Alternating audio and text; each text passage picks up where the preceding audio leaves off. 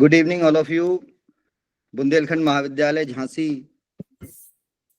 की ओर से UGC net JRF के लिए निःशुल्क चलाई जा रही ऑनलाइन मार्गदर्शन कक्षाओं में आप सभी का और सभी प्रतिभागियों की ओर से, सभी आयोजक पूरी टीम की ओर से मैं डॉक्टर नितिन त्यागी जी का हृदय से स्वागत करता हूं। उनकी आज पुनः रिसर्च एप्टीट्यूड पर क्लास है और उनका जो कंटेंट चल रहा है उसको कंटिन्यूएशन में सर आज आगे बढ़ाएंगे। डॉक्टर नितिन त्यागी जी को सब लोग अच्छे से जान रहे हैं, लगातार सर क्लास ले रहे हैं। असिस्टेंट प्रोफेसर राजकीय रजा पीजी कॉलेज बीएड विभाग में सर कार्यरत हैं। सर का काम, सर की उपलब्धियां आप लोगों को हम समय समय पर अवगत कराते ही रहते हैं। तो मैं बिल्कुल समय न लेते हुए सर को बड़े हृदय के भाव से, सम्मान के साथ आमंत्रित करूंगा कि सर आप अपनी कक्षा प्रारंभ करें और बच्चों को लाभान्वित करें।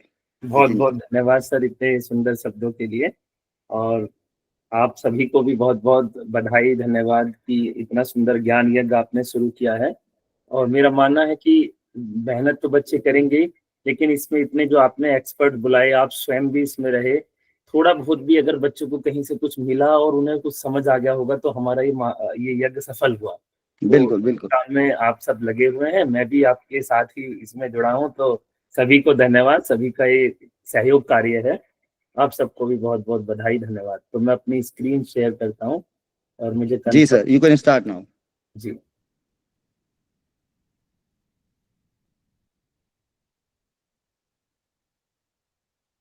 जी, मुझे बताएं कि क्या स्क्रीन विजिबल है? Yes yes, it is visible now. Okay, चलिए तो साथियों, कल बात हुई थी हमारी डाटा कलेक्शन के बारे में, टूल्स वगैरह की बात हुई थी है, और जो कल का जो टॉपिक था हमारा वो वहीं खत्म हुआ था और नया टॉपिक शुरू होना था, जिसमें थीसिस और रिसर्च पेपर राइटिंग के बारे में हमें डिस्कस करना था। तो आज हम उसी के साथ नया, कल सैम्पलिंग वाला भी हमारा पोर्शन पूरा हो गया था और उम्मीद है कि वो आप सभी को समझ आया होगा और आपने बाद में पढ़ा भी होगा। तो उसके बाद अब हम नेक्स्ट टॉपिक शुरू करते हैं आज, और ये जो टॉपिक है आज का, ये बहुत ही प्रैक्टिकल टॉपिक है। मेरी व्यक्तिगत सलाह है आपको कि जब ये आज का लेक्चर हो जाए उसके बाद एक तो ये पीडीएफ में आज के आज ही सेंड कर दूंगा, क्योंकि ये स्पेशली अलग से लेक्चर मैंने एक अलग उस वर्ड फाइल पे तैयार किया है ताकि तुरंत ही मैं आपको भेज सकूं।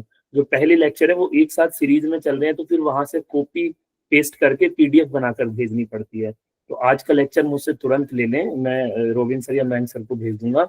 और इस वीडियो को भी आप भविष्य के लिए सुरक्षित इसका लिंक रख लें, वैसे यूट्यूब पर पड़ा रहेगा। जैसे सर ने कहा कि कभी रिकॉर्डिंग की समस्या हो जाती है तो लेक्चर को सेव रखिएगा, क्योंकि न केवल आज का लेक्चर नेट के फर्स्ट पेपर की दृष्टि से, बल्कि आप जब भविष्य में पीएचडी करेंगे या जो कर रहे हैं उनके लिए भी एक दिशा दिखाने वाला साबित हो सकता है। साथ ही साथियों, जो इंटरव्यू की तैयारी कर रहे हैं मेरे साथी असिस्टेंट प्रोफेसर के लिए, अक्सर आज का जो ये लेक्चर है इससे अनेकों प्रश्न पूछ लिए जाते हैं। तो चूंकि असिस्टेंट प्रोफेसर का इंटरव्यू देने वाले बहुत कम साथी ऐसे होते हैं जो पीएचडी होते हैं, ज्यादातर करते हुए ही होते हैं, रनिंग में होती है, और जो कर भी लेते हैं तो वो भूल जाते हैं। तो इंटरव्यू की दृष्टि से भी ये रिवीजन होगा और एक बहुत महत्वपूर्ण टॉपिक साबित हो सकता है। तो चलिए साथियों, चलते हैं देर न करते हुए, और बने रहिए आप इस लेक्चर में पूरे लेक्चर के दौरान। तो आज का लेक्चर था thesis writing, research paper writing है, उस पर नेक्स्ट लेक्चर में बात करेंगे। आज फोकस करेंगे केवल थीसिस के बारे में। तो थीसिस असल में क्या होती है? थीसिस जब हम पीएचडी पूरी कर लेते हैं अपनी, तो उस पूरी पीएचडी के प्रोसेस को हम एक ग्रंथ के रूप में बांधते हैं चैप्टर वाइज, और जब हमारा वो शोध कार्य पूर्ण होकर एक ग्रंथ के रूप में बंध जाता है चैप्टर वाइज, तो उसको हम कहते हैं कि थीसिस है, शोध ग्रंथ। शोध ग्रंथ को ही कहते हैं थीसिस, हिंदी में शोध ग्रंथ, इंग्लिश में थीसिस कहते हैं। तो ये जो थीसिस पूरी निकल कर आई, ये थीसिस निकल कर आई सिनॉप्सिस या रिसर्च प्रपोजल से, यहाँ पर लिखा हुआ है। तो जब भी आप भविष्य में कभी शोध कार्य के लिए जाएंगे तो सबसे पहले आपसे रिसर्च प्रपोजल मांगा जाएगा, जिसे आम बोलचाल में हम अपनी यूनिवर्सिटीज में सिनॉप्सिस भी कह देते हैं। वैसे SYNOPSIS, सिनॉप्सिस, ये N है ना, तो सिनॉप्सिस भी कह देते हैं। तो टेक्निकली सिनॉप्सिस गलत है, टेक्निकली है रिसर्च प्रपोजल। आप अपने रिसर्च का प्रपोजल लेके जा रहे हैं कि मैं प्रपोज कर रहे हैं कि मैं ये काम करना चाहता हूँ और भविष्य में इस तरह से मैं काम करूंगा। तो टेक्निकली आपको रिसर्च प्रपोजल बोलना है, सिनॉप्सिस नहीं बोलना। कई जगह सिनॉप्सिस का अर्थ ऐसा आ जाता है कि प्रस्तावित शोध, लेकिन नहीं, प्रस्तावित शोध तो रिसर्च प्रपोजल ही है ना। तो टेक्निकली आप इसे बोलेंगे, आम बोलचाल में इन दोनों को चेंज करके बोल लेते हैं, तो कोई हानि नहीं है, हमें कोई किसी से झगड़ा नहीं करना, हमें रिसर्च प्रपोजल ही बोलना है केवल, है ना, कि मेरा रिसर्च प्रपोजल ये है, जिसे सिनॉप्सिस भी कहते हैं, और मैं ये काम करना चाहता हूँ। तो इस सिनॉप्सिस से ये शोध ग्रंथ थीसिस निकलता है, यानी एक ये पतली सी शुरू में रूपरेखा हम देते हैं 15 से 20 पेज की, है ना, कभी कभी ज्यादा पेज हो जाते हैं, पर ये 15 से 20-25 पेज बहुत आइडियल अच्छे माने जाते हैं रिसर्च प्रपोजल के लिए, है ना। तो इस रिसर्च प्रपोजल 15 से 20 पेज से फिर 200 से 300 पेज आप बनाते हैं, तैयार करते हैं इस पूरी रूपरेखा पर। तो सबसे पहले आप रिसर्च प्रपोजल तैयार करते हैं, फिर तब बाद में वो काम करते करते शोध ग्रंथ का रूप लेता है। जो ये रिसर्च प्रपोजल होता है आपका, ये फ्यूचर टेंस में लिखा जाता है, फ्यूचर टेंस भविष्य में लिखा जाता है। शोधकर्ता यह कार्य करेगा, इस स्तर पर इस प्रकार डाटा कलेक्ट करेगा, तो ये फ्यूचर में लिखा जाता है। लेकिन ये याद रखना कि सिनॉप्सिस में भी जो रिसर्च के ऑब्जेक्टिव्स हैं और हाइपोथेसिस हैं, वो कभी फ्यूचर टेंस में नहीं लिखी जाती हैं। तो ये जो मैंने ये बात बताई, कई बार यही क्वेश्चन इंटरव्यू में पूछ लिए जाते हैं कि सिनॉप्सिस को किस टेंस में लिखा जाता है, तो फ्यूचर टेंस में लिखा जाता है। तो ऐसा क्या है उसमें जो प्रेजेंट में लिखते हैं, फ्यूचर में नहीं लिखते हैं? तो ऑब्जेक्टिव्स और हाइपोथेसिस जो उसकी होती हैं, हम उसको प्रेजेंट टेंस में लिखते हैं, उनको फ्यूचर टेंस में नहीं लिखते हैं। तो ये तो हुई सिनॉप्सिस की बात। जब आपकी सिनॉप्सिस अप्रूव्ड हो जाती है, फिर आप उस पर रिसर्च करना शुरू करते हैं, तो उस पर अब हम आगे बात करेंगे। तो ये सिनॉप्सिस या रिसर्च प्रपोजल की बात हुई। शुरू में जो आप शोध के लिए प्रस्ताव देते हैं वो रिसर्च प्रपोजल हुआ, फ्यूचर टेंस में लिखा जाता है। लेकिन हाइपोथेसिस और ऑब्जेक्टिव्स ये प्रेजेंट टेंस में लिखे जाते हैं, ये फ्यूचर में नहीं लिखे जाते हैं, ये याद रखना है। ठीक है साथियों, आगे चलें, यहाँ तक क्लियर है? Yes sir. यस सर, सब क्लियर है। ठीक है, तो अब साथियों बात आती है कि भाई आप एक रिसर्च का टॉपिक सेलेक्ट करते हैं। तो टॉपिक सिलेक्शन पर एक लेक्चर हमारा पहले हो चुका है ना, तो उसमें हमने टॉपिक बनाकर देखे थे, नैरो करके देखे थे, डिलिमिट करे थे, लिमिटेशन उसकी करी थी, तो वो हम डिस्कशन कर चुके हैं। मैं एक डिस्कशन और आपसे करना चाह रहा था कि जो आपकी डेजर्टेशन होती है, एमएड की डेजर्टेशन, तो 3 चीज हो गई, रिसर्च प्रपोजल, थीसिस और डेजर्टेशन। तो रिसर्च प्रपोजल तो रिसर्च से पहले दे दिया, लेकिन डेजर्टेशन होती है लघु शोध, वो थीसिस का एक छोटा सा भाग होता है, लघु शोध, जिसको डेजर्टेशन कहते हैं। पीजी में लगभग सभी ने आपने करी होगी या कर रहे होंगे, है ना। तो इस लघु शोध में इसमें अंतर ये है तो लगभग समान ही, इनकी तैयार करने की प्रक्रिया समान है, लेकिन लघु शोध में जो वेरिएबल्स होते हैं, चर होते हैं, उनकी संख्या कम होती है इस थीसिस के मुकाबले। थीसिस के टाइटल में आप कई सारे वेरिएबल्स लेकर आप देखते हैं, और लघु शोध में चूंकि एक प्रिपेटरी स्टेज होती है कि आपको तैयार किया जा रहा है शोध के काम की आदत डालने की, वो सब लिखने की, वो स्टेप्स कैसे आप करते हैं वो सब करने की, तो ये छोटे स्तर पर किया जाता है। थोड़ी सी हाइपोथेसिस बनेंगे, 2-3 ऑब्जेक्टिव्स बनेंगे, कोई एक वेरिएबल आप ले लेंगे, है ना, उस पर करते हैं। वहीं थीसिस थोड़ी बड़ी होती है, इससे कई सारे वेरिएबल्स होते हैं और लॉन्ग टाइम चलती है, समय की अवधि भी लंबी होती है। तो ये लघु शोध इसीलिए इसे कहते हैं क्योंकि ये शॉर्ट टर्म का होता है, ऑब्जेक्टिव्स कम होते हैं, वेरिएबल्स कम होते हैं। थीसिस में वेरिएबल ज्यादा होते हैं। तो थीसिस में वेरिएबल ज्यादा होने का मतलब कितना है? अब ऐसा नहीं है कि थीसिस में वेरिएबल ज्यादा होते तो हम बहुत सारे वेरिएबल लेंगे अपने टाइटल में। तो जैसे उदाहरण के लिए मैं बताऊं, मेरा जो टाइटल था शोध ग्रंथ का, तो मैं इस पर थोड़ा स्पेस बना लेता हूँ लिखने के लिए। हाँ, तो मेरा जो था वो था, शॉर्ट में बता रहा हूँ कि, और वेरिएबल दिखाने के लिए माध्यमिक स्तर के, हिंदी में ही था मेरा, कि इंग्लिश में मैं बता दूंगा, घबराने की जरूरत नहीं है। विद्यार्थियों, माध्यमिक स्तर के विद्यार्थियों की सामाजिक विज्ञान में, मैं शॉर्ट में लिख रहा हूँ, टाइटल में इस तरह नहीं लिखते हैं।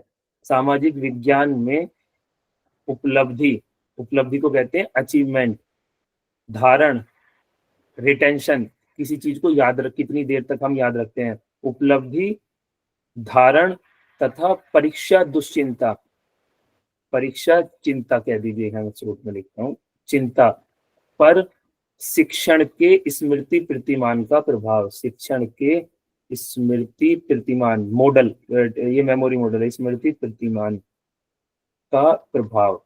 ये था मेरा रिसर्च का टाइटल। ना तो इसको कोमा में लिखा जाता है, इन्वर्टेड कोमाज में कभी आप लिख दें तो एक गलत हो जाएगा, ना ही इसके बाद कोई फुल स्टॉप वगैरह लगाया जाता है ना। इसको मैं मिटा देता हूँ जिससे आप गलती ना करें। चलो, तो ये इस प्रकार से लिखा जाता है, ये उल्टे पिरामिड के रूप में लिखा जाता है हमेशा, इस तरह से लिखा जाता है। तो जब इसको आप सेलेक्ट करेंगे, चूंकि ये मैंने लिखा है इसलिए सेलेक्ट नहीं हो पाएगा, वरना मैं दिखाता, जब इसको सेलेक्ट कर लेंगे तो होम टैब पर जाकर ये जो बीच वाला ये है सेंटर, इसको कर देते हैं तो उल्टे पिरामिड के रूप में बन जाता है। ऊपर की लाइन लंबी हो जाएंगी और ये बीच में छोटा चले गया का भी काम हो चल रहे हैं। कोई साथी शायद अनम्यूट हो गए हैं। वही है छावनी जब इधर को चले पेट्रोल पंप के सामने, म्यूट कर लें अपने आप को। कोई साथी अनम्यूट हो गए हैं? जी सर, हो गया। हाँ, ठीक है। तो ये मेरा टॉपिक था। अब यहाँ देखिए, माध्यमिक स्तर के विद्यार्थियों की, ये माध्यमिक स्तर क्योंकि सब बच्चों के लिए समान है तो कोई वेरिएबल नहीं, कांस्टेंट कहलाएगा। सारे बच्चे माध्यमिक स्तर के हैं।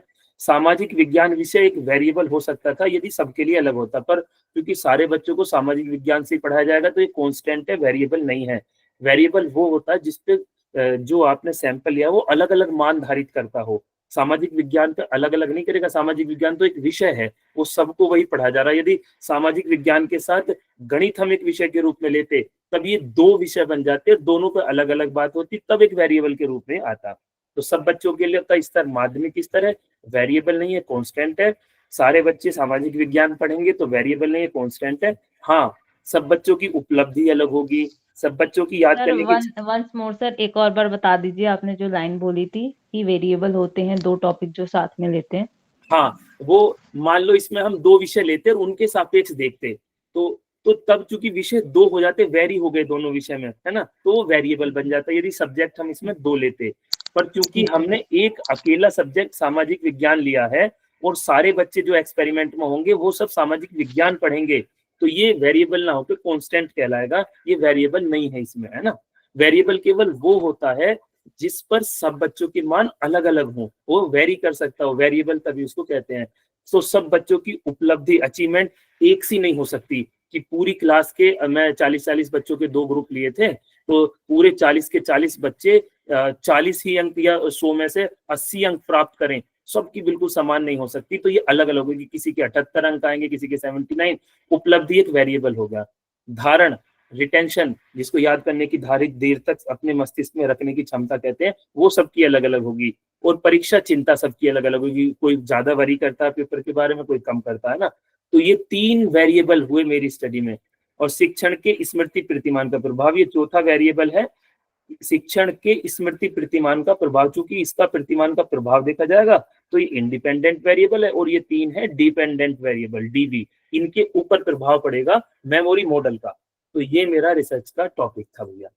अब इसमें 3 वेरिएबल हैं। ज्यादातर टॉपिक्स में जो ये टाइटल होंगे पीएचडी थीसिस के, मोस्ट ऑफ 80 से 90% 3 वेरिएबल लेने का टिपिकली एक चलन है कि भाई 3 वेरिएबल ले लो, बहुत होते हैं। 2 से भी हो जाता है, अगर आपकी बहुत अलग तरह की स्टडी है 2 से भी हो जाता है। कभी कभी कुछ लोग वेरिएबल 4 भी ले लेते हैं, लेकिन जरूरत नहीं होती। जितने अधिक वेरिएबल होंगे रिसर्च से निष्कर्ष निकालने में, मैचिंग करने में, चीजों को मैनेज करने में उतनी कठिनाई होगी। मान लो उदाहरण से देखते हैं कि वेरिएबल, एक बच्चे का, एक बार मैं कोर्स वर्क की क्लास में लेक्चर दे रहा था तो एक बच्चे ने पूछा कि सर हम क्यों ज्यादा वेरिएबल और नहीं रख सकते हैं। तो जब वेरिएबल ज्यादा रख लेते हैं तो फिर निष्कर्ष निकालने में, मैचिंग करने में, उनके लिए टूल्स बनाने में, टूल्स ढूंढने में बड़ी दिक्कत आती है और कई बार इतने उलझे हुए परिणाम आते हैं कि हम ठीक प्रकार से उसे मैनेज नहीं कर पाते हैं। वेरिएबल ज्यादा का उदाहरण एक तरह से हम समझ सकते हैं। मान लो कोई व्यक्ति अपने पुत्र के लिए बहू की तलाश कर रहा है और मैट्रिमोनियल अखबार में विज्ञापन देना चाहता है। उसकी इच्छा है, उसने लड़के से पूछा कि भाई तुम्हारे लिए कैसी लड़की तुम प्रीफर करोगे। उसने कहा कि जी मुझे तो सुंदर चाहिए, लड़की होनी चाहिए सुंदर। तो माँ ने कहा कि भाई, उधर से माँ सुन रही थी बेटे और पुत्र की बात को, उसने कहा कि बेटा सुंदर से काम नहीं चलेगा, मेरे तो घर को आके संभाल ले, मुझे तो गृह लक्ष्मी चाहिए। तो गृह कार्य में, गृह कौन सा वाला बनेगा, यही बनेगा, गृह कार्य में दक्ष भी होनी चाहिए। उधर से लड़के की बहन बोली कि देखो जो पहली वाली भाभी थी हमारी वो थोड़ी कम पढ़ी लिखी थी, गृह कार्य में दक्ष बेशक चाहिए, हमें तो बहुत पढ़ी लिखी चाहिए, हम तो नौकरी कराएंगे। तो वो उन्होंने कह दिया कि कोई प्रोफेशनल कोर्स करे हुए होनी चाहिए, प्रोफेशनल कोर्स लो भैया। तो जो लड़की की दादी थी वो बोली कि पहली वाली जो बहू थी हमारी, या खुद को उन्होंने कहा कि हम तो जो है बहुत लंबाई में छोटे थे, बच्चे भी हमारे छोटे छोटे रह गए, हमें तो बहुत लंबी लड़की चाहिए, तो जो भैया लंबी भी चाहिए। तो अब लड़के ने तो बताया था केवल सुंदर, एक वेरिएबल था, अब ये वेरिएबल इसमें बढ़ते चले गए, है ना, इस तरह से। अब ये 4 वेरिएबल इसमें हो गए। अब किसी ने कोई और भी जो है हो सकता है कुछ और भांजी लगा दे, कह दे कि जी प्रोफेशनल कोर्स की जगह लिख दो सरकारी नौकरी में कार्यरत हो, हम तो ऐसी प्रीफर करेंगे जो पहले से ही नौकरी में, सरकारी या प्राइवेट लो भैया। अब ये विज्ञापन दे दिया अखबार में गया। अब किसी ने विज्ञापन पढ़ा, वो अपनी लड़की के लिए वर की तलाश कर रहा था, तो उसने देखा कि ये लड़की इन्होंने मांगी है सुंदर, मेरी बेटी सुंदर है, लड़की सुंदर है, गृह कार्य में दक्ष भी हमने कर रखी है, प्रोफेशनल कोर्स भी है, अब लंबी लड़की चाहिए इन्हें, पर मेरी की हाइट तो 5 फुट 1 इंच है या 5 फुट की है, तो ये मैचिंग खराब हो गई। अब चूंकि जितने अधिक आप वेरिएबल लोगे रिसर्च में, जितने आप विज्ञापन में ये ले रहे हो, उनसे आगे की जो मैचिंग होगी वो उतनी ही कठिन होगी, टूल्स मिलने में होगी, सबके कंक्लूजन निकालने में दिक्कत होगी। तो जितने वेरिएबल ज्यादा होंगे उतने उलझाव, उतनी व्यवहारिक कठिनाइयां ज्यादा आएंगी। यदि इसमें से 2 रख लो तो 2 आसानी से वेरिएबल पे बहुत सारी लड़कियां मिल जाएंगी, 3 पे भी मिल जाएंगी, लेकिन ये हो गए 5, तो एक ही किसी लड़की में 5 खासियतें हो तो वो बहुत मुश्किल से मिलेगी। तो जब हम रिसर्च टाइटल में 4-5 जोश में आकर कि मैं ये भी कर लूं, मैं ये भी कर लूं, मैं इसमें ये भी जोड़ लूं, ज्यादा वेरिएबल ले लेते हैं, तो फिर ये उलझन शुरू हो जाती है। फिर किसी के लिए टूल नहीं मिल रहा, कोई कह रहा कि टूल तुम खुद बना लो, टूल अपने आप बनाने में एक अलग PhD होती है ना, तो कितने टूल बनाओगे, तो कम रखते हैं। ऐसा भी नहीं कि आप एक ही वेरिएबल रखो, लो भैया विज्ञापन दे दिया लड़की चाहिए सुंदर, तो लड़की तो सुंदर है, पढ़ी हुई बस 12वीं तक ही है, न गृह कार्य में दक्ष है, हाइट उसकी 5 फुट ही है। अब वो जब सामने आई तो आपने कहा कि यार ये तो जो है सुंदर तो है लड़की, लेकिन बहुत कम, मतलब इसमें तो और चीज तो कुछ है ही नहीं इसमें जो देख रहे थे। तो ऐसा भी ना हो कि केवल एक ही चीज आप देखने लगो, तो उससे भी सही निष्कर्ष नहीं निकल सकते। तो PhD के टाइटल में आमतौर पर चलन है 3 वेरिएबल रखने का। आप 2, आपकी कोई सर्वे टाइप की कुछ इस तरह की PhD 2 भी रख सकते हैं, लेकिन 2 कम माने जाते हैं, तो 3 वेरिएबल बहुत अच्छे माने जाते हैं। 4 भी कर सकते हैं, लेकिन वो ज्यादा हो जाते हैं। तो 3 से 4 वेरिएबल मान के चलिए, 2 कम की श्रेणी में आते हैं। तो ये वेरिएबल रखने पड़ते हैं। जब शुरू में मैं PhD का अपना टाइटल तैयार कर रहा था तो मेरी बुक भी सोच सीमित थी, तो मैंने कहा कि माध्यमिक स्तर के विद्यार्थियों की सामाजिक विज्ञान में उपलब्धि पर मैं देखता हूँ स्मृति शिक्षण के स्मृति कीर्तिमान का प्रभाव। तो वो जो मेरी गाइड थी उन्होंने मुझसे कहा कि नितिन ये तो एक उपलब्धि एक ही चीज हो गई, जब कर रहे हो तो साथ में और देख लो उपलब्धि से रिलेटेड किस किस चीज पे प्रभाव पड़ सकता है। तो इसी से रिलेटेड फिर मैं ब्रेनस्टॉर्मिंग करने लगा, तो रिटेंशन निकाला मैंने, और मैंने ये मेमोरी मॉडल के बारे में काफी पढ़ा, तो एक इंसाइट आई कि इससे मेमोरी भी बढ़ती है बच्चों की। तो जब बच्चे को जितना अच्छा याद होता है, जितनी अच्छी तैयारी होती है, तो वो उतना ही रिलैक्स महसूस करता है, तो यानी एंजाइटी उतनी कम होती है एग्जाम की। तो क्या ये मॉडल एग्जाम की एंजाइटी भी कम कर सकता है? तो फिर मैंने ये अचीवमेंट जो अकेला एक वेरिएबल में शुरू में ले रहा था, उसके साथ में 2 वेरिएबल और जोड़ लिए, तो मेरे भी वेरिएबल 3 हो गए, भारी भरकम ये टाइटल हो गया, और फिर मैंने इस पर PhD कर ली। यहाँ तक की बात क्लियर है? Yes, परीक्षा sir. चिंतन है या परीक्षा चिंता लिखा हुआ है? चिंता, मेरे चिंता, एग्जाम एंजाइटी, दुश्चिंता कह देते हैं वैसे। अच्छा अच्छा दुश्चिंता है ना, एग्जाम एंजाइटी। एंजाइटी एग्जाम से पहले होती है धड़कन तेज हो जाना, हथेलियों में पसीना आ जाना, एग्जाम से एक दिन पहले रात को नींद ठीक से ना आना, तो ये सब एंजाइटी के लक्षण होते हैं। तो उस पर क्या प्रभाव पड़ेगा? हाँ, चले आगे। Yes, sir. हाँ, तो इस प्रकार टाइटल लिया जाता है, टाइटल में वेरिएबल जोड़े जाते हैं, जो एक मेन वेरिएबल ले रहे हो उससे रिलेटेड और क्या बिल्कुल आपको कुछ अलग ना करना पड़े, जोड़ सकते हैं वो जोड़ लेते हैं। 3 बहुत माने जाते हैं, 4 ज्यादा में आते हैं, 2 कम में आते हैं। ज्यादा ले सकते हो चौथा वेरिएबल, पर 2 नहीं लेना। PhD में कम से कम 3 तो वेरिएबल होने चाहिए। चलिए, तो ये बात हुई हमारी सिनॉप्सिस की, जो फ्यूचर टेंस में लिखी जाती है। फिर सिनॉप्सिस के आधार पर हमारी थीसिस निकल के आती है बाद में। तो जो सिनॉप्सिस होती है आमतौर पर क्या लगभग सभी यूनिवर्सिटी में जो है डिक्लेयर्ड है एक तरह से घोषित रूप से कि जो सिनॉप्सिस आपकी या रिसर्च प्रपोजल पास हुआ है, आरडीसी पहले होती है, डीआरसी डिपार्टमेंटल रिसर्च कमेटी बैठती है, उसमें डिपार्टमेंट के लोग होते हैं, वो टॉपिक को पास कर देते हैं। फिर इसके बाद आमतौर पर होती है सभी जगह आरडीसी रिसर्च डेवलपमेंट कमेटी बैठती है, जिसमें बाहर के एक्सपर्ट आते हैं दूसरी यूनिवर्सिटीज के। डीआरसी में नहीं आते, डीआरसी में डिपार्टमेंटल लोग रहते हैं। तो डीआरसी के बाद आरडीसी जब हो जाएगी और आपका मान लो रिसर्च टॉपिक अप्रूव हो गया, जिसको कहते हैं हम हमारे प्रपोजल पास हो गया, उन्होंने कहा कि अच्छा बच्चा ये करना चाह रहा है, ठीक है भाई करने दो इसको, काम कुछ नया निकालेगा, करो, अनुमति दे दी और आपका लेटर मिल गया कि आप इस पर काम करिए, तो रिसर्च प्रपोजल पास हो गया है। अब मान लो आपको बाद में उसमें कुछ चेंज करना पड़ता है, तो साथियों जो टॉपिक आपका पास होता है आरडीसी में, केवल उसमें चेंज नहीं कर सकते हो, बाकी आप पूरी सिनॉप्सिस में कुछ भी बदल सकते हो, कुछ भी। आपने जो लिखा था, मैं एक इस सीबीएसई बोर्ड के इस स्कूल में, सीबीएसई बोर्ड के फला स्कूलों में मैं ये कार्य करूंगी, लेकिन बाद में सीबीएसई बोर्ड के स्कूलों ने आपको अनुमति नहीं दी, तो आपको यूपी बोर्ड के लेने पड़े।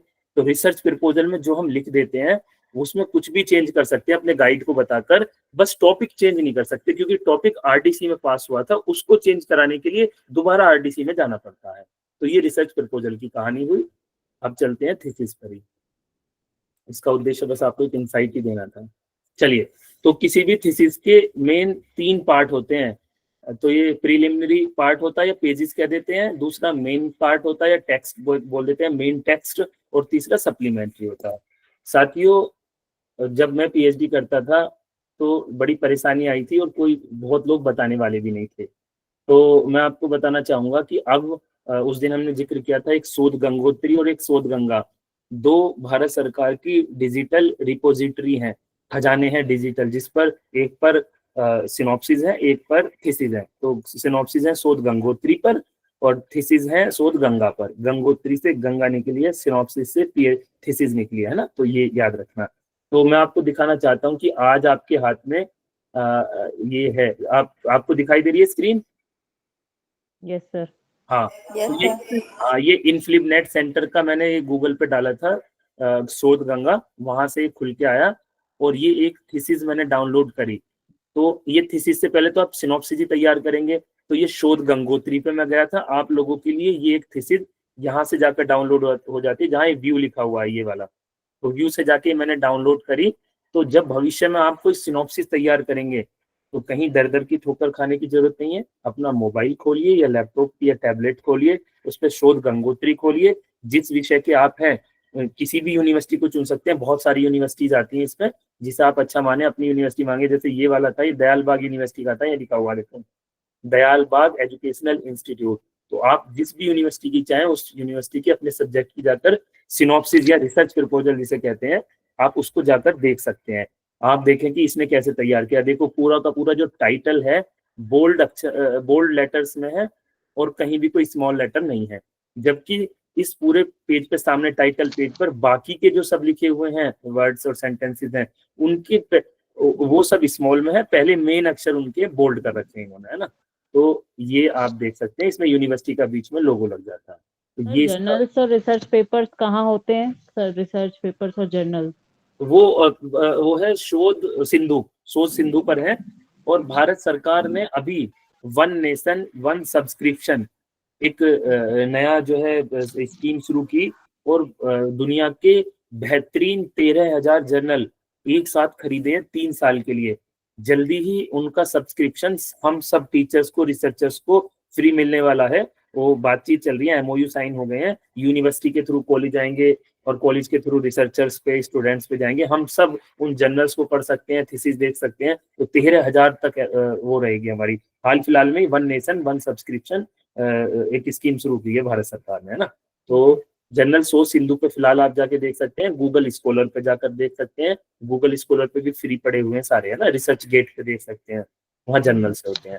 तो रिसर्चर्स के लिए शोध गंगोत्री और शोध गंगा ये 2 महत्वपूर्ण है।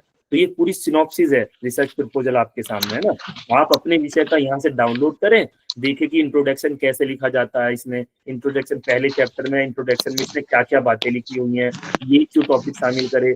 तो चूंकि ये सब चीजें इसमें टाइटल में आ रहे हैं तो उसने ये शुरू करे।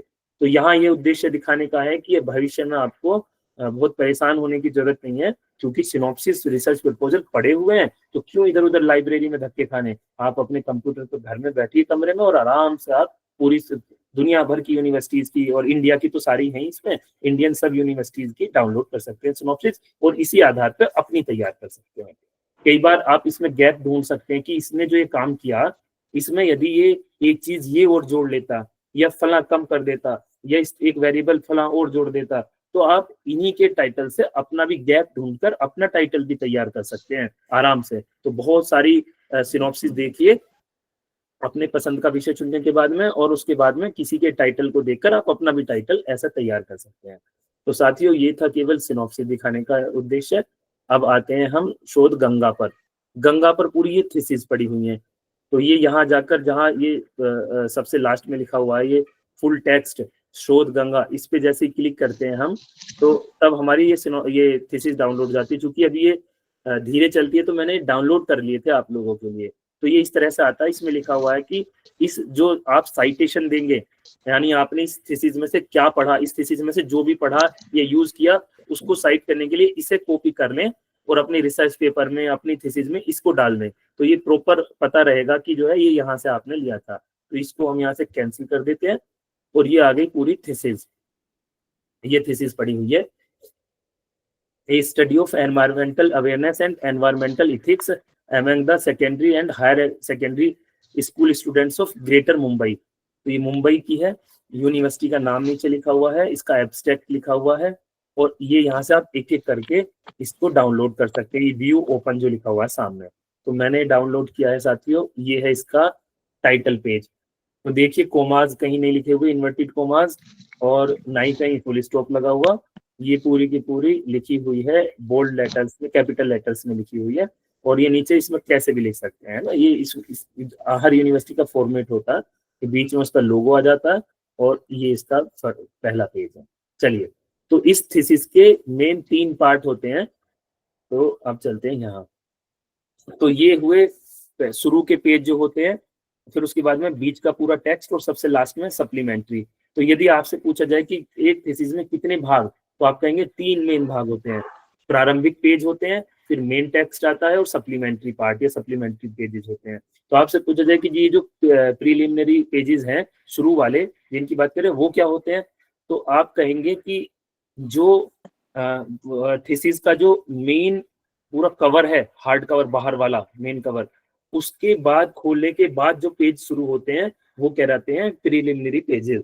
चैप्टर पहले शुरू होने से पहले और हार्ड कवर के बाद के बीच के पेज सारे प्रीलिमिनरी पेज कहलाते हैं। तो देखो, ये ऊपर का हार्ड कवर हो गया, बाहर हार्ड बाउंड जो होता है, उसके बाद में एक और जैसा बाहर के पेज पे लिखा हुआ है, ऐसा ही एक पेज अंदर लगता है बिल्कुल, जिसपे आपका टाइटल होगा, यूनिवर्सिटी का लोगो होगा, एक तरफ गाइड का नाम, एक तरफ रिसर्चर का नाम होगा, और यहाँ डिपार्टमेंट जहाँ से कर रहे हैं और उसकी ईयर होगी लिखी हुई। तो ऐसा ही टाइटल पेज होता है। उसके बाद डिक्लेरेशन होता है, जिसमें अभ्यर्थी डिक्लेयर करता है कि ये मेरा ऑथेंटिक कार्य है और मैंने अपने इस गाइड के अंडर में ये कार्य किया है, ये पहले कहीं काम ना हुआ है, ना कहीं छपा है। इस तरह का डिक्लेरेशन देना होता है। फिर सर्टिफिकेट गाइड देता है। गाइड कहता है कि ये इस छात्र ने इस वर्ष में इस टॉपिक पर मेरे अंडर में एक शोध कार्य किया, ये पूर्णतः मौलिक है, इसने अटेंडेंस पूरी की है, सारे कार्य पूरे किए हैं और ये काम इनका मौलिक कार्य है। फिर एक्नॉलेजमेंट होता है, आप सबको धन्यवाद देते हैं जिन्होंने आपकी सहायता करी शोध कार्य में। सबसे पहले परंपरा ईश्वर को धन्यवाद देने से शुरू होकर, और जो कॉलेज के जो टंकड़ करने वाले थे, टाइप करने वाले, कॉलेज के क्लर्क और सबको धन्यवाद देते हुए उसको खत्म किया जाता है। इसके बाद आती है प्रीलिमिनरी पेजेस में टेबल ऑफ कंटेंट आती है, इसमें पूरे चैप्टर वगैरह सब लिखे जाते हैं, जो हम आगे देखेंगे कितने चैप्टर हैं और हर चैप्टर में सब हेडिंग्स कौन कौन सी हैं वो सब कंटेंट में लिखी जाती हैं।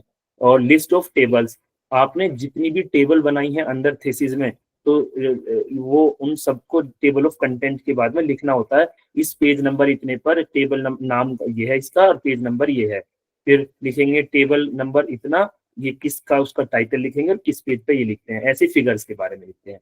तो ये सब कहलाते हैं प्रीलिमिनरी पेजेस। अब इनमें खासियत क्या है, खास बात क्या है जो रिसर्चर से अक्सर पूछ ली जाती है, वो ये है कि जो ये प्रीलिमिनरी पेजेस हैं प्रारंभ के, इनके ऊपर ये इंग्लिश के ये 1 2 3 अंक नहीं डलते हैं, इस पे रोमन भाषा के 1 2 3 4 5 ये वाली रोमन भाषा के से इन पे हम अंक डालते हैं, ये रोमन भाषा वाले। तो ये title page, declaration, certificate, acknowledgement, table of content, list of tables और फिगर्स पर 1 2 3 की नंबरिंग नहीं होती है, इन पे नंबरिंग होती है रोमन में, है ना। तो एक तो ये बात हुई। दूसरी बात, तो फिर वो कहाँ से शुरू होती है, नंबरिंग कहाँ से शुरू होती है? नंबरिंग शुरू होती है पहले पेज से, जहां से अध्याय लिखते हैं आप मेन से। तो ये मैं लिख के भी लाया हूँ इस पूरे इसमें, एक मिनट आप देखिए।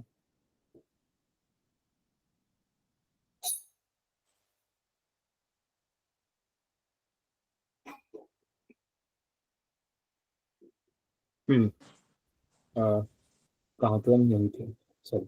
हाँ, ये है पेज नंबर। तो ये मैं लिख कर भी लाया हूँ, ये आप तक चली जाएगी, फर्स्ट सेकंड थर्ड। ये प्रीलिमिनरी पेजेस पर इस तरह से नंबरिंग डलती है।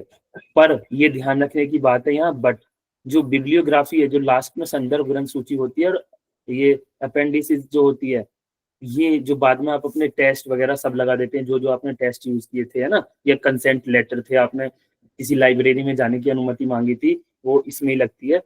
उन तक तो फिर वो नंबर लास्ट तक जाते हैं। जैसे पहले चैप्टर के पहले पेज से शुरू हुआ 1, तो बिब्लियोग्राफी जितनी रहेगी, मान लो आपने 150 किताबों के नाम लिखे, लेखकों के नाम लिखे, और वो 5 पेज में आए, तो वो उनका अलग से नंबरिंग नहीं होती है, जो पहले से शुरू हुई होती है वही चलती चली जाती है, और लास्ट में अपेंडिसेस जो होती है उस तक जाती है। जैसे मान लो लास्ट का पेज 281वां था, तो 1 से लेके फिर 281 तक लास्ट जाती है। बिब्लियोग्राफी अंदर ही आती है इन पेजेस नंबर के। बात क्लियर है अब तक? Yes sir. हाँ, तो चलो एक बार देख लेते हैं साथियों, फिर थोड़ा सा और अच्छा लगेगा। ये था हमारा, देखिए ये तो टाइटल पेज था, और ये सर्टिफिकेट था, है ना, और ये डिक्लेरेशन बाय कैंडिडेट था। डिक्लेरेशन हो गया, गाइड का सर्टिफिकेट हो गया, और ये टेबल ऑफ कंटेंट हो गई। अब आप देखिए इस टेबल ऑफ कंटेंट में यहाँ ये title, detail of the scholar, ये सब पेज नंबर जो है रोमन भाषा में लिखे हुए हैं, है ना, तो ये रोमन में लिखे जाते हैं। और 1 कहाँ से शुरू हुआ? इंट्रोडक्शन चैप्टर 1 से नंबर शुरू हुआ, है ना। तो ये मैं आप लोगों को दिखाना चाहता था, ये यहाँ से शुरू हुआ, और आगे चलेंगे अब इसके थर्ड चैप्टर पे बाद में, पहले करते हैं अपनी बात। तो ये सब क्लियर हुआ। तो यहाँ से नंबर पहला थीसिस का यहाँ से शुरू होता है, इससे पहले रोमन में शुरू होता है। तो ये इनकी हम चीजें बात कर चुके हैं मेन टेक्स्ट में। सबसे पहला ये एक तरह के ये सब चैप्टर ही तो है, ये इंट्रोडक्शन चैप्टर है ना। तो समस्या का आप चुन ही चुके हैं, तो अपने थीसिस में पहला इंट्रोडक्शन चैप्टर लिखते हैं, जिसमें इस प्रॉब्लम का बैकग्राउंड बताते हैं, रिसर्च प्रॉब्लम के बारे में बताते हैं, ऑब्जेक्टिव्स, स्कोप, लिमिटेशंस, है ना, वो सब, और हाइपोथेसिस भी इसी में लिखते हैं, हाइपोथेसिस। दूसरा हम लिटरेचर रिव्यू चैप्टर होता है, थीसिस के चैप्टर्स हैं जब आप लिखोगे, है ना, तो लिटरेचर रिव्यू हुआ। तीसरा मेथोडोलॉजी हुआ।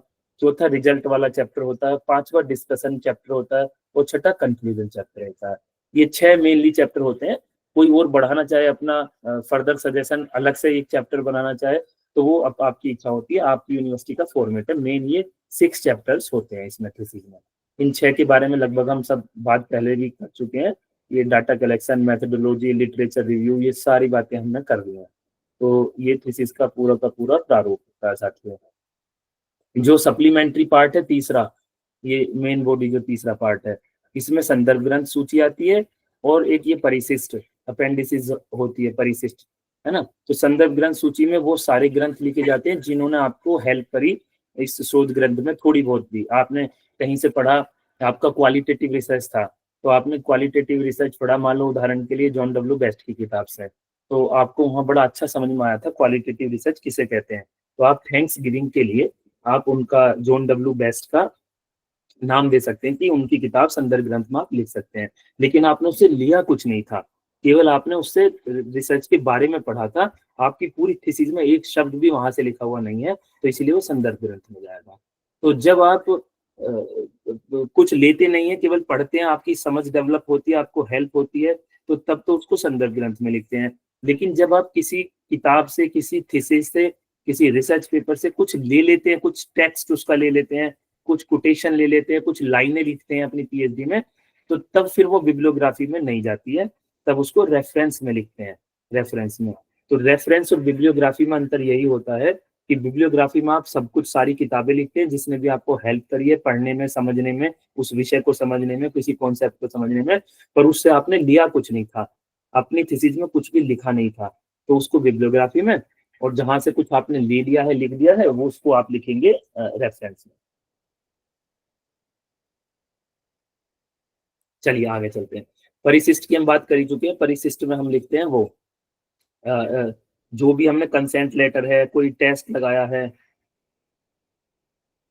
लेटर आपने लिया था किसी लाइब्रेरी में जाने के लिए, अनुमति के लिए, तो वो सब लिखते हैं परिशिष्ट में। तो ये भी सप्लीमेंट्री पार्ट हुआ, और परिशिष्ट तक वो सब नंबरिंग जो शुरू से शुरू होती है वो यहाँ तक आती है।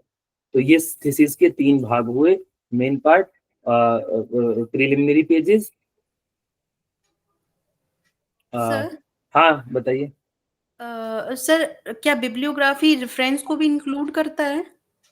देखो चलन तो ये ठीक तो है नहीं, कुछ लोग कर देते हैं ऐसा, लेकिन करना नहीं चाहिए। रेफरेंसेस बिल्कुल अलग देने चाहिए और बिब्लियोग्राफी अलग देनी चाहिए।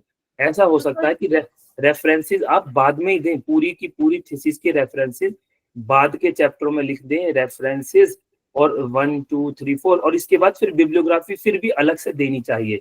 बिब्लियोग्राफी रेफरेंस में केवल वो किताबें, वो रिसर्च पेपर, वो थीसिस आए जिनसे आपने अपनी थीसिस में डायरेक्ट कोई टेक्स्ट लिया है, कोई कोटेशन ली है, कोई डेफिनेशन ली है, कोई बात ली है, तो वो रेफरेंसेस में आने चाहिए। तो रेफरेंसेस को अच्छा ये माना जाता है, बिल्कुल अलग ही लिखना चाहिए, क्योंकि ये पहचान है कि आपने इनसे कुछ लिया है।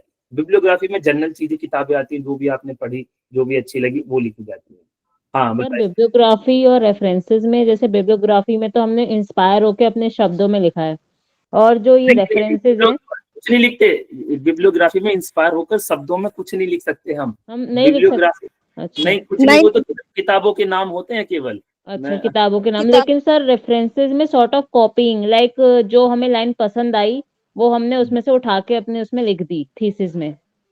हाँ तो हाँ, वो लिख सर, सकते, वो लाइन लिख दी, लेकिन लिखी रेफरेंस भी लिखा, रेफरेंस में क्या जाता है, राइटर का नाम, उसका ईयर ऑफ पब्लिकेशन, उसकी बुक का नाम या थीसिस का नाम या जर्नल पेपर का नाम, फिर उसका पब्लिकेशन या रिसर्च जर्नल का नाम लिखा जाता है, और बाद में सिटी, इस तरह से लिखे जाते हैं ना। तो हम उसमें अपने पास से कुछ नहीं लिखते, मुझे ये राइटर अच्छा लगा, इसकी ये कॉन्सेप्ट अच्छी लगी, ऐसा कुछ नहीं लिखते।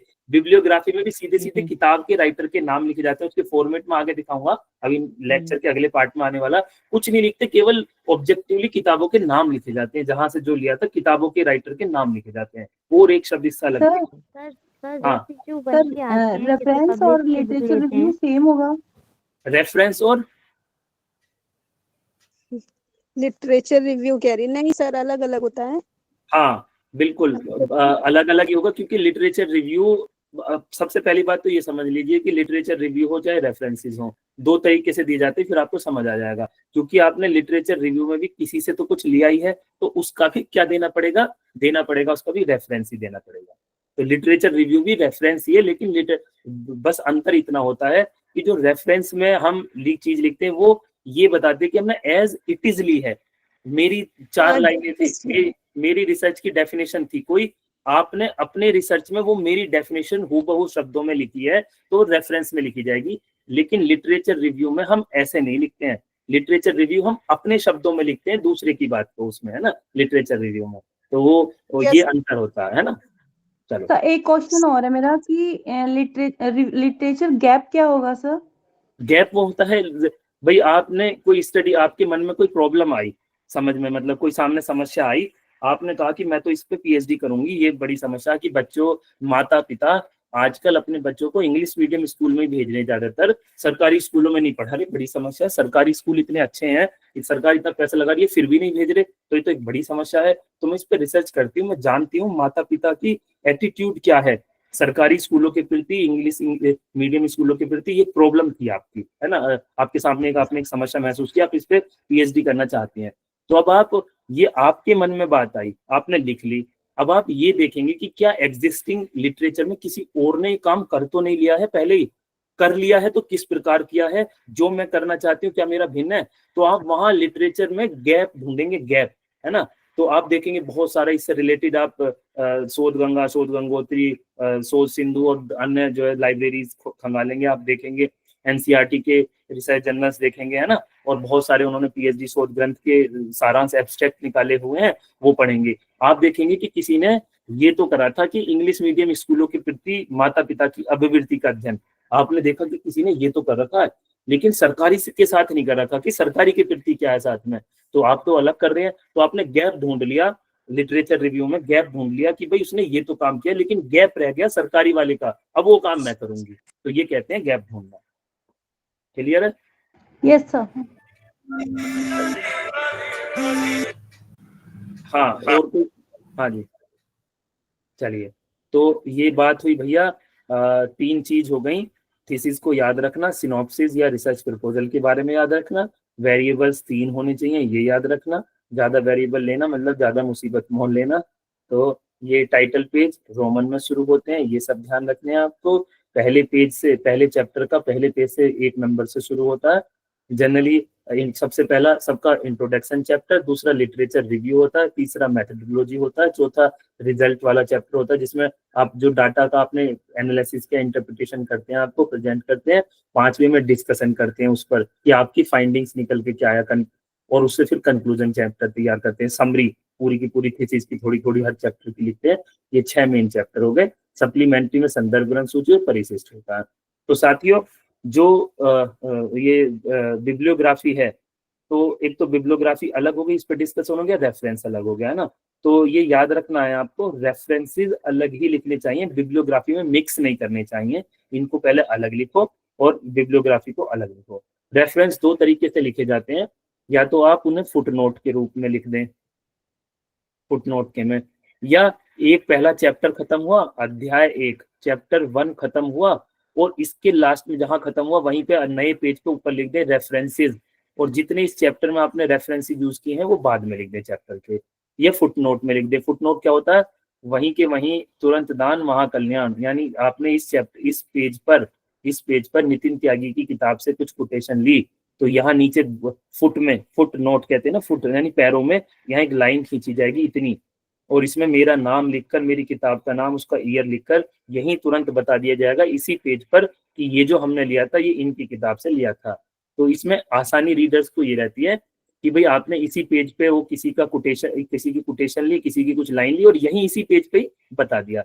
लेकिन इसमें दिक्कत ये आती है कि इससे फॉर्मेटिंग बिगड़ जाती है पेज की, टाइप सेटिंग में बहुत टाइम लगता है, पेज बहुत बढ़ जाते हैं ना।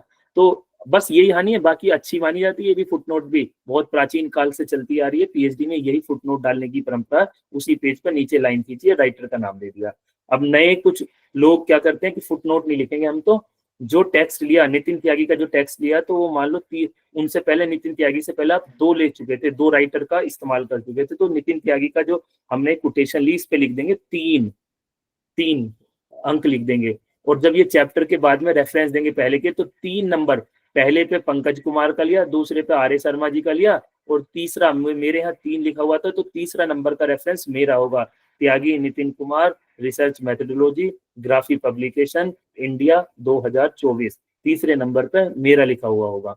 तो एक तो ये हो गई कि उसी पेज पे दे देना ये, या फिर पूरा चैप्टर खत्म हो जाने तो चैप्टर के बाद में देना, और नंबरिंग करते चले जाना। 16 लोगों से आपने पहले चैप्टर में, मान लो 16 लोगों की किताबों से, रिसर्च पेपर से, पीएचडी थीसिस से कुछ टेक्स्ट लिया, कुछ लाइनें ली, हूबहू उठाई, तो इन 16 लोगों को चैप्टर के लास्ट में 1 2 3 4 5 6 16 तक डालेंगे और शुरू में ही नंबर देते हुए चले आएंगे, पहला दूसरा तीसरा। मेरा तीसरा नंबर था तो तीसरे नंबर पर मेरा, मान लो सक्सेना ओबेरॉय का चौथे नंबर पर आपने टेक्स्ट दिया तो उनका चौथे नंबर पर लिख देंगे। तो 2 तरीके से लिखते हैं, या तो उसी पेज पे नीचे फुटनोट के रूप में लिख दीजिए तुरंत के तुरंत, हर पेज पे फुटनोट, हर पेज पे खत्म, कोई आगे का आपने कुछ रखा ही नहीं काम, और एक या हर पहला अध्याय खत्म हो उसके बाद में फिर दूसरा अध्याय खत्म हो, उसके बाद में तीसरा अध्याय खत्म हो, उसके बाद में रेफरेंसेस, ये होगा।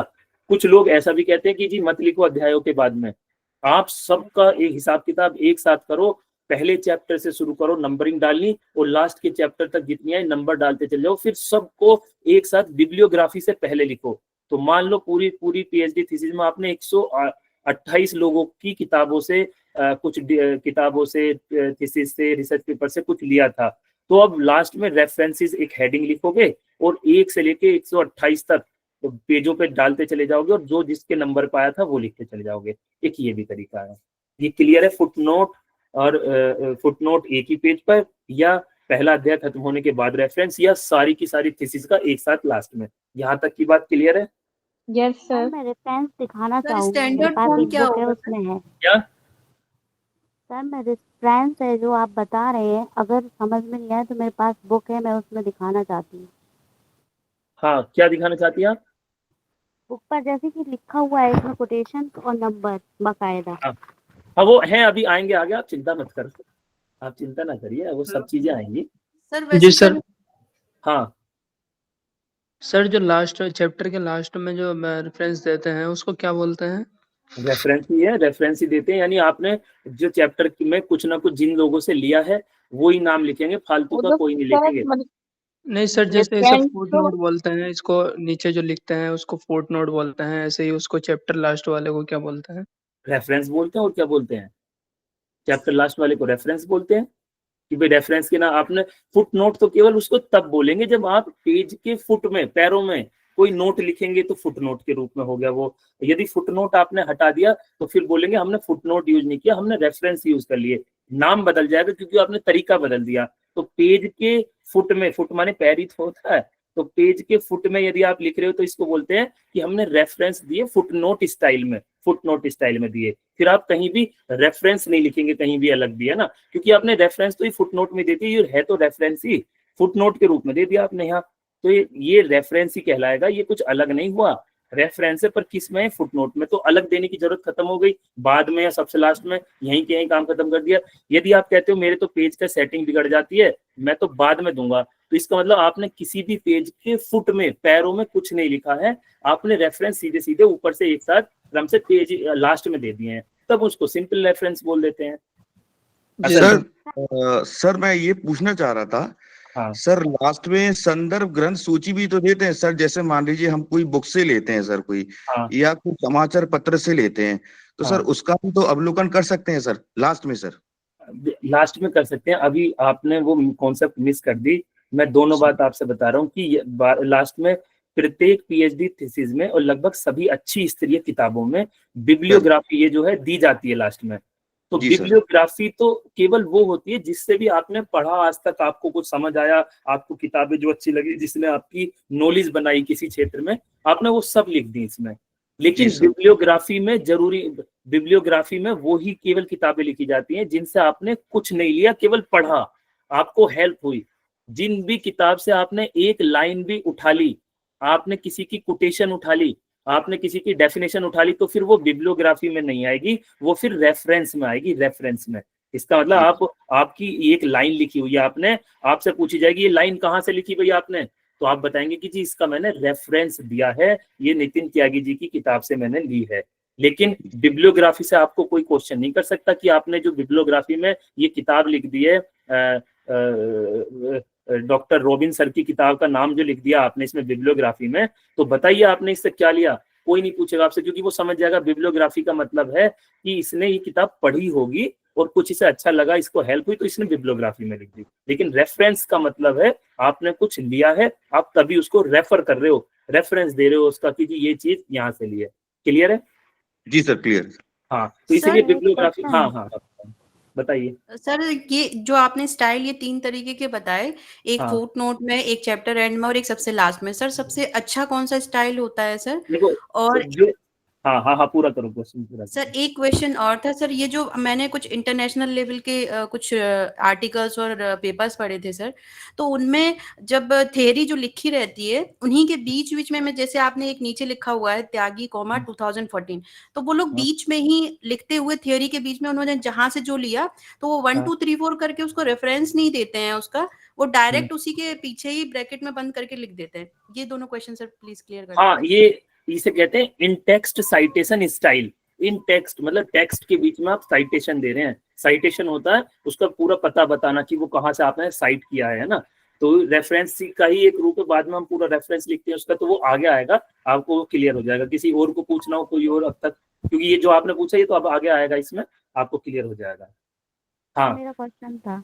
हाँ ये जो आपने फुटनोट वाला ये बताया है, तो इसमें जो आपने लाइन बताई, अगर फुटनोट नोट करें लेकिन ये लाइन नहीं खींचे तो कोई प्रॉब्लम? कोई प्रॉब्लम नहीं है, लेकिन वो लाइन ना खींचोगे तो फिर वो टेक्स्ट में ही मिली सी हो जाएगी ना भाई। ये अपने लाइन खींच के डिवाइड कर दिया, अब यहाँ से लिखना शुरू करा तो इस ये आधी लाइन खींची तो ये पेज डिवाइड हो गया दो भागों में, दो भागों में। अगर आपने लास्ट तक तो ये पूरा का पूरा अपनी यहीं तक थ्योरी लिखी उसमें पहले तो, और फिर नीचे फुटनोट में आपने किताब का नाम लिख दिया, तो मिक्सअप हो जाएंगे, मिक्सअप है ना। तो अच्छा नहीं लगता कि भाई आपने ऐसे ही छोड़ दिया। तो आप पूरा पेज है तो आपने कहा कि इसमें फुटनोट दो राइटर के, इसमें अब तक यहाँ तक आपके दो राइटर के दो किताबों से आपने कुछ चीज ले ली, तो आप इतनी आधी लाइन खींचेंगे इतनी, और पहला राइटर का नाम लिख देंगे या दूसरे का, तो इस लाइन ने इस पेज को डिवाइड कर दिया और स्पष्ट आपको फुटनोट अलग हो गए हैं, वो मिक्सअप नहीं हुए आपके टेक्स्ट में। क्लियर है? Okay sir. हाँ, नहीं खींचेंगे तो कोई ऐसा हार्ड फास्ट रूल नहीं है, लेकिन खींच देंगे तो डिवाइडेशन हो जाएगा, डिमार्केशन दोनों के बीच में रहेगा कि भाई ऊपर टेक्स्ट है नीचे उसके फुटनोट हैं, तो देखने में स्पष्ट दूर से हो जाएगा कि अच्छा नीचे फुटनोट लिखे हुए हैं। आप लिख दो पूरा नीचे और उसी में कोई गुचड़ पुचड़ करके ये दोनों लिख दो तो वो मिक्सअप से हो जाएंगे, तो ये स्पष्ट विभाजन के लिए होता है। चलें फिर आगे चलें साथियों। Yes, अब शुरू, sir. हाँ अब शुरू होती है असली कहानी। अब तक कुछ नहीं था, अब तक तो 10% ही भाग था। अब इस लेक्चर का असली भाग यहाँ से शुरू है, सम इम्पोर्टेंट पॉइंट्स। तो सबसे पहले कि ये बात आएगी कि आपकी जो लैंग्वेज की स्टाइल है थीसिस में जो लिखते हैं वो बहुत एकेडमिक प्रोफेशनल होनी चाहिए, उसमें आप आम बोलचाल के शब्दों का प्रयोग नहीं कर सकते। दूसरा, अब इस बात पे ध्यान देना जो मैं कहने वाला हूँ, बहुत ही सुंदर और कलात्मक, जो बहुत ब्यूटीफुल से वर्ड होते हैं और बढ़ा चढ़ाकर बातों को पेश करते हैं, हाइपरबोलिक वर्ड, उनका भी यूज नहीं करते।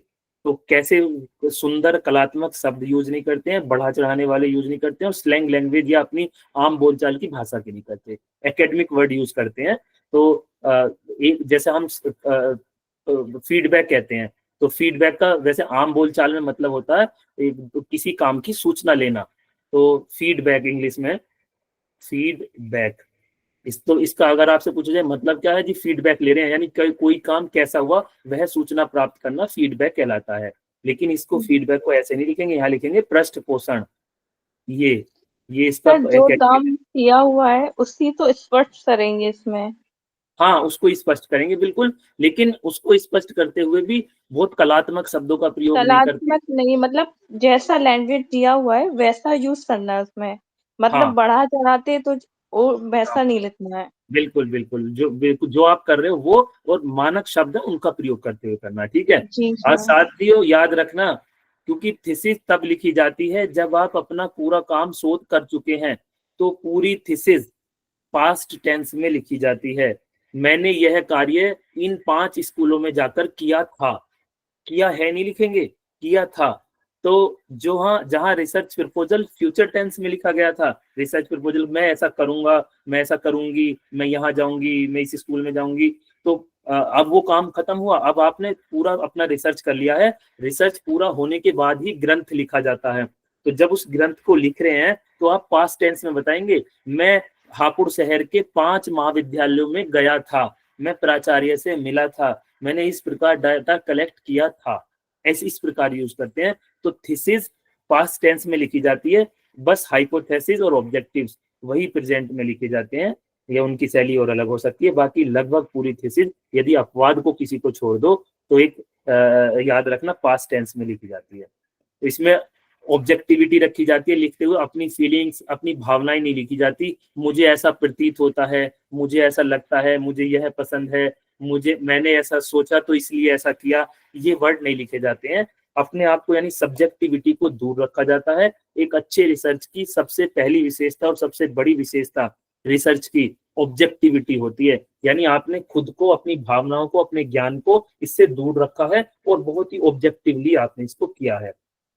मतलब जो टॉपिक दिया हुआ है उससे अकॉर्डिंग हम लोग ने जो काम दिया है वहाँ पे, हाँ, तो वही लैंग्वेज यूज करनी है, बस वही यूज करनी है। अपनी कोई भावना, अपना ज्ञान, अपना मत, अपनी ओपिनियन कोई आप उसमें शामिल नहीं कर सकते। मेरी राय ऐसी है इसीलिए मैं ये करना चाहता था, मैंने ये किया, नहीं, मेरी राय कुछ नहीं होती। आप एक टॉपिक पे थीसिस का एक रिसर्च किया है आपने, जो आपने काम किया है और जो आया है वो लिखिए, बस केवल आप अपनी कोई बात मत लिखिए।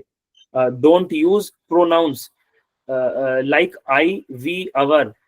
कभी भी थीसिस में ऐसे लिखना चाहिए, मेरे द्वारा यह किया गया, मैंने इस काम को इस प्रकार किया, हमने इस काम को इस प्रकार किया, यह हमारा टूल है। इस प्रकार के वर्ड यूज नहीं होते हैं, इनकी जगह रिसर्चर वर्ड यूज होता है। तो मैं की जगह जहां भी आप मैं यूज करना चाह रहे हैं, मेरे द्वारा यह किया गया, तो वहां लिखेंगे शोधकर्ता द्वारा। तो शोधकर्ता कौन है? आप ही तो हैं, तो आप अपने आप को ही कह रहे हैं। तो आप आई, वी, अवर ऐसे वर्ड का यूज नहीं करते हैं सामान्यतः। आई का तो कभी होता ही नहीं है। वी का किसी विशेष केस में हो सकता है जहां आप अपने गाइड के साथ बता रहे हो, वहां भी उसको अवॉइड करना चाहिए। शोधकर्ता तथा शोध निदेशक द्वारा यह कार्य इस प्रकार किया गया। तो शोध निदेशक आपके गाइड हो गए और रिसर्चर आप हो गए।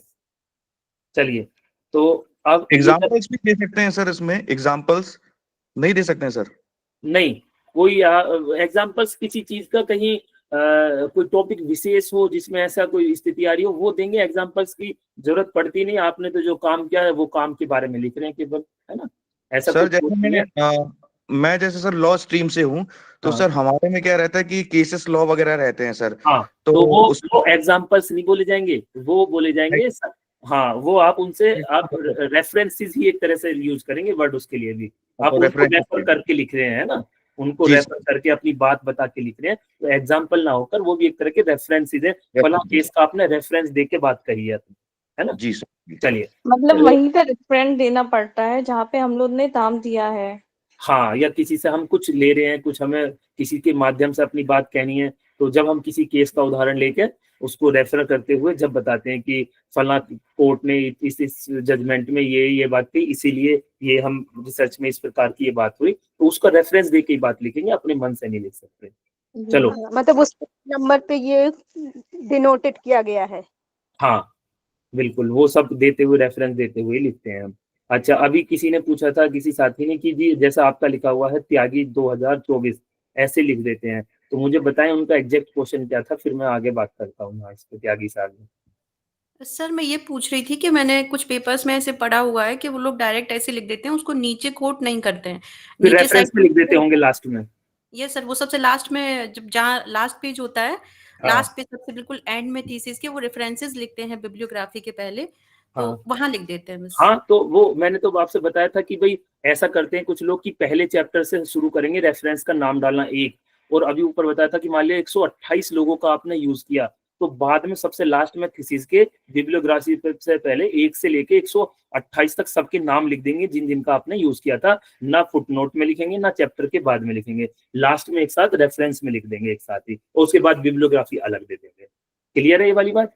सर ये बोल रही थी मैं, जैसे मान लीजिए मैंने आपकी बुक से कोई सेंटेंस लिया, यही देख तो लीजिए, मैं जैसे ये लिखा हुआ है त्यागी 2024 लिखा हुआ, आपने मेरी किताब से ये कोई चीज ले ली है। चलिए, जी सर, आपकी बुक से मैंने वो चीज ली, तो उस चीज को वो इन टेक्स्ट, बीच में टेक्स्ट में ही लिख देते हैं उस चीज को, और फिर सबसे लास्ट में रेफरेंस में भी लिख देते हैं। मतलब नीचे फुट नोट नहीं बनाते, चैप्टर के एंड में नहीं बताते, लेकिन बीच में टेक्स्ट के बीच में जरूर लिख देते हैं ऐसे बॉक्स में बंद करके। हाँ जी, तो इसको कह रही है कि मतलब हम कोई लाइन लेते हैं और वहीं पे उस पेज, आपकी बुक का हमने उस पेज नंबर को डिनोट कर दिया वहीं पे।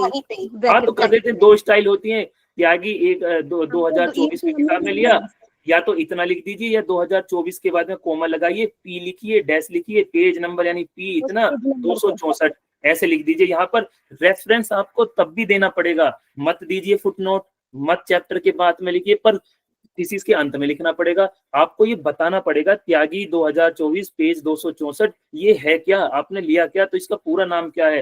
तो इन टेक्स्ट साइटेशन में शॉर्ट में हम इस तरह से लिख देते हैं, लेकिन रेफरेंस तब भी देना पड़ता है। स्टाइल आपका कुछ भी हो सकता है, पेज के नीचे दे दीजिए, मत दीजिए इच्छा नहीं कर रही, इस चैप्टर के लास्ट में दे दीजिए, नहीं इच्छा कर रही मत दीजिए, तो लास्ट में दीजिए, पर देना पड़ेगा। थीसिस में त्यागी कौन है पूरा नाम बताना पड़ेगा, त्यागी नितिन कुमार 2024, और पेज क्या है, ये किताब का नाम ये है, पब्लिकेशन यह है, छपी 2024 में है, और पेज नंबर इतना है। तो देना जरूर पूरी की पूरी थीसिस में कहीं पड़ेगा, लास्ट में दे सकते हैं, वो आपकी स्टाइल के ऊपर निर्भर है कि आप लिखते कहाँ पर हैं। तो मैंने आपको तीनों बात बता दी। चाहो तो त्यागी यहाँ पे आया, इस पेज पे आया, तो इसी पेज के नीचे फुटनोट में लिख दीजिए, एक बात हो गई। आपने कहा फुटनोट हमें तो अच्छे लगते नहीं, हम तो नहीं दे रहे। तो ये चैप्टर जो पहला चैप्टर चल रहा था, इस पहला चैप्टर जहां पे खत्म होता है उसके बाद रेफरेंस में लिख दीजिए। आप बोले हम तो नहीं देते रेफरेंस, ऐसे पहले चैप्टर के बाद में हम तो नहीं दे रहे, तो आपने ना तो फुटनोट में दिया ना चैप्टर के बाद में दिया, तो अब आपको कहाँ देना पड़ेगा? अब आपके लिए फोर्स्ड चॉइस रह गई है कि अब आपको बाद में ही देना पड़ेगा। तो सबके साथ में बिब्लियोग्राफी से पहले रेफरेंस में आप दे सकते हैं। क्लियर है ये बात? Yes sir. सर इन तीनों स्टाइल में सबसे बेटर कौन सा स्टाइल होता है सर? देखो ये बेटर कहा नहीं जा सकता, हर रिसर्च हर गाइड की अपनी एक अलग, क्योंकि इसका कोई हार्ड फास्ट रूल नहीं है। तो इसमें मेन उद्देश्य होता है कि जिसका काम आपने कुछ उठाया लिया, कहीं से लाइन लिखी, उसको क्रेडिट देना और वो बताना भी, ऑथेंटिक बताना कि देखो ये वहां से लिया हमने, मेरे मन की मर्जी नहीं है इसमें, ये तो त्यागी जी ने ऐसा लिखा था। तो ये बताना होता है। तो आप कैसे भी बता सकते हैं, आपको अपने रिसर्च गाइड से बात करनी पड़ेगी और अपनी यूनिवर्सिटी की स्टाइल देखनी पड़ेगी। गाइड जैसा आपसे कहे वो कर सकते हो। तो जैसे मेरी जो गाइड थी आदरणीय डॉक्टर शिखा चतुर्वेदी मैडम, तो उनसे मैंने पूछा था कि मैम रेफरेंसिंग की स्टाइल क्या रखूं? तो उन्होंने कहा कि नितिन, जब हमने पीएचडी करी थी 80s में, तो तब तो फुटनोट चलते थे, मुझे तो वही अच्छा लगता है, फुटनोट ही, उसी पेज पे आपने कुछ लिया है और उसी पेज पे आपने बता दिया है, काम खत्म करो, है ना, तो तुम ऐसे ही लिख लो। तो मेरी पीएचडी में फुटनोट है, यानी उसी पेज पर नीचे फुट में है। लेकिन आजकल क्या करते हैं, आजकल बच्चे फुट पे नीचे फुटनोट में न डालकर, कहीं फॉर्मेटिंग खराब ना हो जाए पीएचडी की, वो क्या करते हैं, वो लास्ट में पेज के, इसके चैप्टर के लास्ट में दे देते हैं। कुछ शोध गाइड कहते हैं कि भाई चैप्टर के अंत में मत दो, बिखर जाएंगे सारे रेफरेंसेस, अलग अलग हो जाएंगे, तुम लास्ट में ही दो, सबसे पूरे अंत में, बिब्लियोग्राफी से पहले रेफरेंस लिखो ऊपर हेडिंग, और सारे जितने आए चैप्टर वाइज सब लिखते चले जाओ। तो इस तरह से आप दे सकते हो, वो आपकी चॉइस है, आपकी गाइड की चॉइस है, कोई हार्ड फास्ट ऐसा रूल नहीं है इसमें। सर जैसे सर कुछ चीजें जैसे ऑनलाइन लेते हैं सर, हाँ। तो उसके लिए हम उसका वेबसाइट भी ले सकते हैं सर उसमें? हाँ, वो जहाँ जो पेज ऑनलाइन आपका खुला हुआ है, उदाहरण के लिए देखिए, जैसे मान लो हमने ये थीसिस का कोई चैप्टर लिया था, तो जो इसका ये वाला नंबर है, देखो यहाँ इसमें एड्रेस बार में ऊपर देखिए, जिसे मैं डार्क कर रहा हूँ, ये जहाँ http://shodhganga.inflibnet है, इसको आप यहाँ से कॉपी करेंगे, ये कॉपी हो गया आपका, और इसको फिर आप अपनी पीएचडी थीसिस में जहाँ पे आप रेफरेंस दे रहे हैं वहां पे कर देंगे पेस्ट। लो भैया, डिफरेंस के नीचे मैंने एक ये लाइन बनाई और यहाँ कर दिया Ctrl+V, ये आ गया आपका shodhganga.inflibnet.ac। इस तरह से आप उसका ये एड्रेस दे सकते हैं ऑनलाइन वाला, है ना। और इसकी भी अलग अलग स्टाइलें होती हैं, वो भी मैं आपको बता दूंगा। क्लियर है कैसे देते हैं ऑनलाइन वाले का? क्लियर है सर, क्लियर है। और तो ये ऑनलाइन वाले का हुआ, हटाओ इसे। तो भैया एक तो ये बात होगी, इन टेक्स्ट साइटेशन भी लिखा जा सकता है, कोष्टक करके टाइम और डेट भी लिखा जा सकता है। हाँ, वो मैं कहता बाय द वे ये साइट से ही हट गया, तो हाँ वो काम वो आप लिख सकते हैं, वो कुछ भी लिख सकते हैं, वैसे कोई इतनी जरूरत नहीं होती, केवल वो एड्रेस बार एड्रेस। चलो अब यहाँ आते हैं कि जो साइटेशन जब आप लिखते हैं तो डॉक्टर, श्रीमती, श्री ऐसे वर्ड का यूज नहीं करते हैं, डायरेक्ट उसका सरनेम लिखते हैं, लास्ट नेम इस तरह से लिखते हैं, त्यागी 2024, डॉक्टर नितिन कुमार त्यागी, डॉक्टर त्यागी, प्रोफेसर नितिन, कुछ नहीं लिखते, सीधा सरनेम कोमा उसकी ईयर। आज शायद अगर आप स्टाइल थोड़ी चेंज करना चाहते हो तो 2024 के बाद में या पहले या पेज नंबर त्यागी कोमा पेज नंबर 264 और कोमा 2024 ऐसे लिख सकते हैं इतना। नहीं तो ये स्टाइल सबसे अच्छी मानी जाती है, त्यागी कोमा 2024, और इसके ऊपर कोई नंबर लिख देंगे, 1 2 3 4, कोमा के ऊपर यहाँ पर नंबर लिख देंगे। सामान्यतः रिसर्च पेपर में क्या होता है, रिसर्च पेपर केवल 2 या 3 पेज का होता है, हद से 4 पेज, हद से 5 पेज, बस इतना बड़ा रिसर्च पेपर होता है। तो उसमें कई लोग कई बार नंबर नहीं लिखते, इसको अपर नोट कह देते हैं, इसमें संख्या लिखते हैं और वो डायरेक्ट ही नीचे बाद में रेफरेंस दे देते हैं, तो वो अंडरस्टूड होता है, वो उसी क्रम में रेफरेंस होते हैं जिस क्रम में ऊपर से नाम आए हुए होते हैं। तो यदि छठे नंबर पे कोई नाम है तो इसका मतलब ऊपर से छठे नंबर पे कहीं ना कहीं उस आदमी का कोई लाइन हमने ली हुई है। तो कई बार नंबर भी नहीं लिखते, डायरेक्ट इन टेक्स्ट में ऐसी इस तरह से लिख देते हैं और लास्ट में रेफरेंस में एक साथ नाम लिख देते हैं, कोई नंबर नहीं, कुछ नहीं लिखते हैं।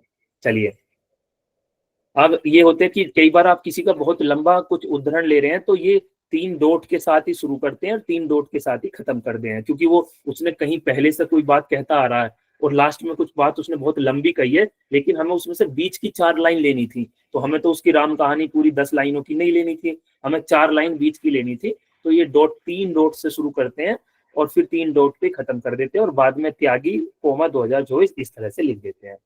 एक और ये बात आती है कि आप अपने थीसिस में केवल सर्वमान्य, सर्व जिनका सबको ज्ञान होता है, है ना, सर्व ज्ञातव्य, उन एब्रीविएशन को डायरेक्ट यूज कर सकते हैं। IQ, इंटेलिजेंट कोसेंट होती है, NPC, national normal probability curve होती है, SES, सोशियो इकोनॉमिक स्टेटस, ऐसी टर्म जिनको सबको पता है, रिसर्च में यूज होती है सामान्यतः, उनको डायरेक्ट लिख सकते हैं। वरना तरीका यह है कि पहले, यदि वो पहली बार आप लिख रहे हैं और आपकी अपनी बनाई हुई कोई टर्म है, तो पहले उस पूरी टर्म को लिखिए और पोस्टक में उसका आप एब्रीविएशन लिखिए, तब उसके बाद से आप उसको आगे यूज कर सकते हैं। तो पहली बार वो जरूर फुल फॉर्म में लिखनी पड़ेगी थीसिस में आपको।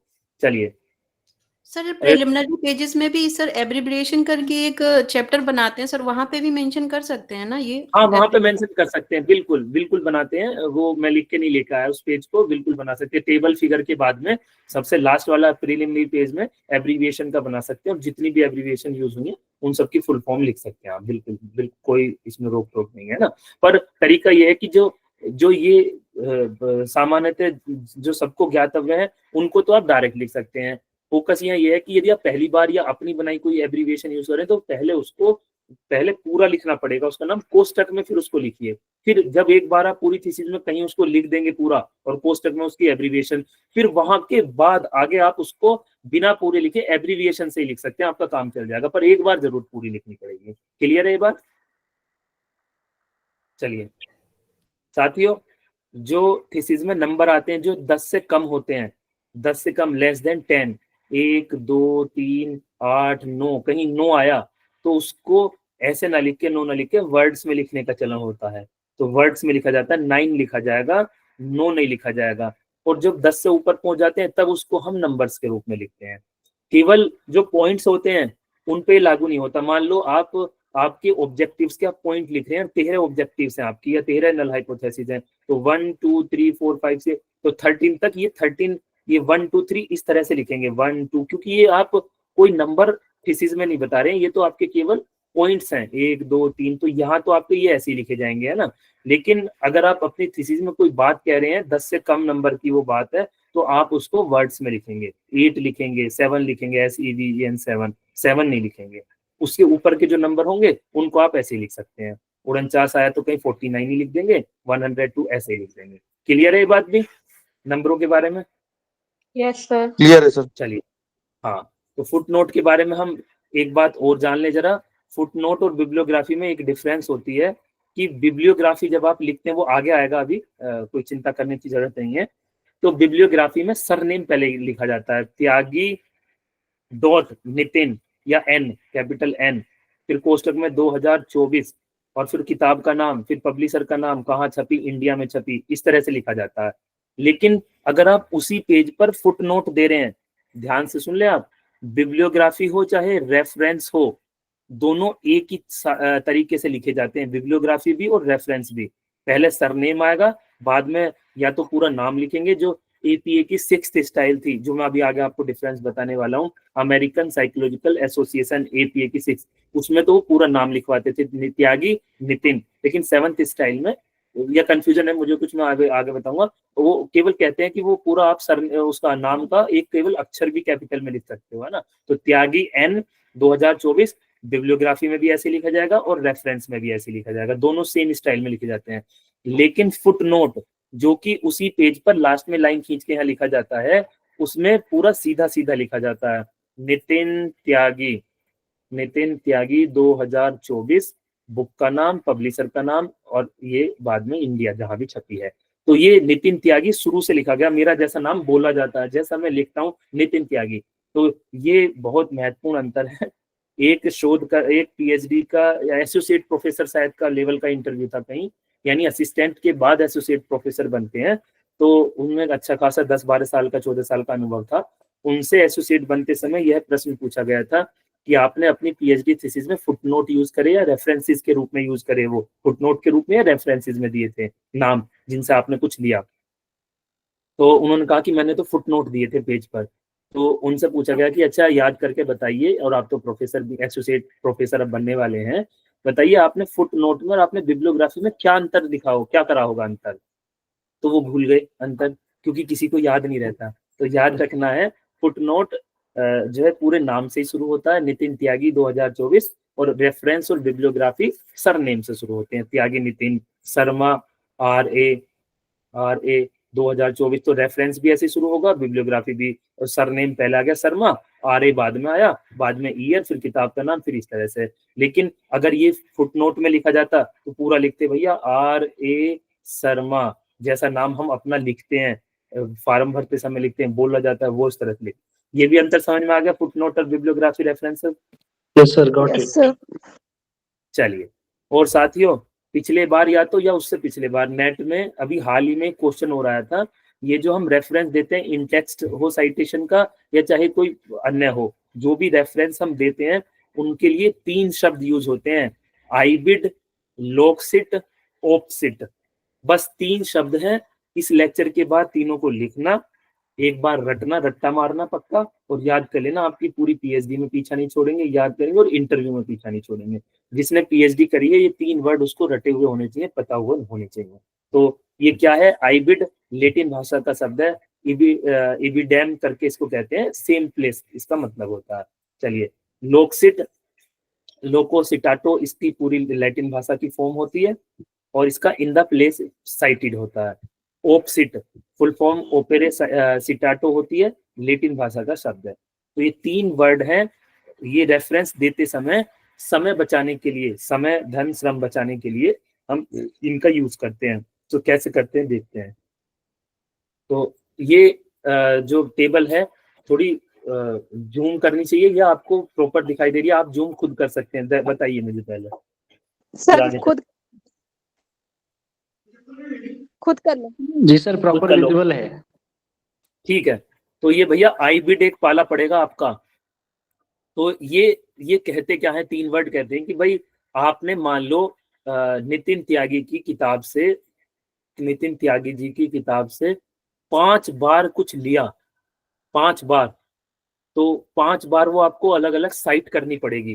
तो ये आपका समय खराब होगा कि आप उसको 5 बार पूरा Tyagi, Nitin, 2024 research methodology, Graphy publication, India, Bharat, 5 बार ये लिखोगे, बहुत टाइम लगेगा। तो ये जब एक रेफरेंस एक से अधिक बार आता है, लगातार आता है, कुछ अंतराल के बाद आता है, तो उसको वहां समय बचाने के लिए 3 वर्ड हमारी मदद करते हैं, आईबिड, ऑपसिट, लोकसिट, ऑपसिट, है ना। तो ये याद रखना है। तो ये आईबिड क्या है?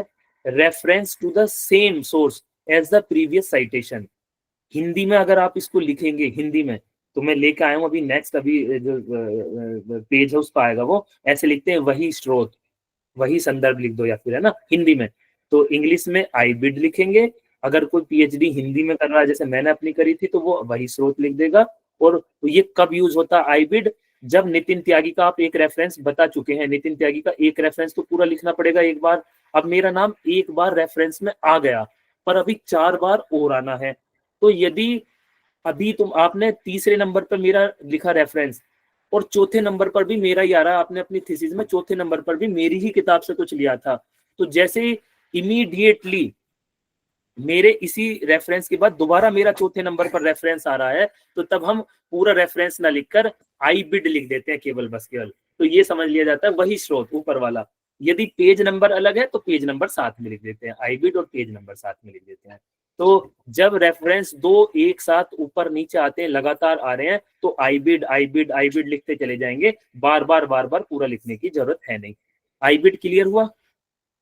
हामी भरते रहिए, मुझे ऐसा लगता है मैं ही बोल रहा हूँ, बस आप है। क्लियर है। चलिए, अब आती है कहानी भैया लोकसिट की।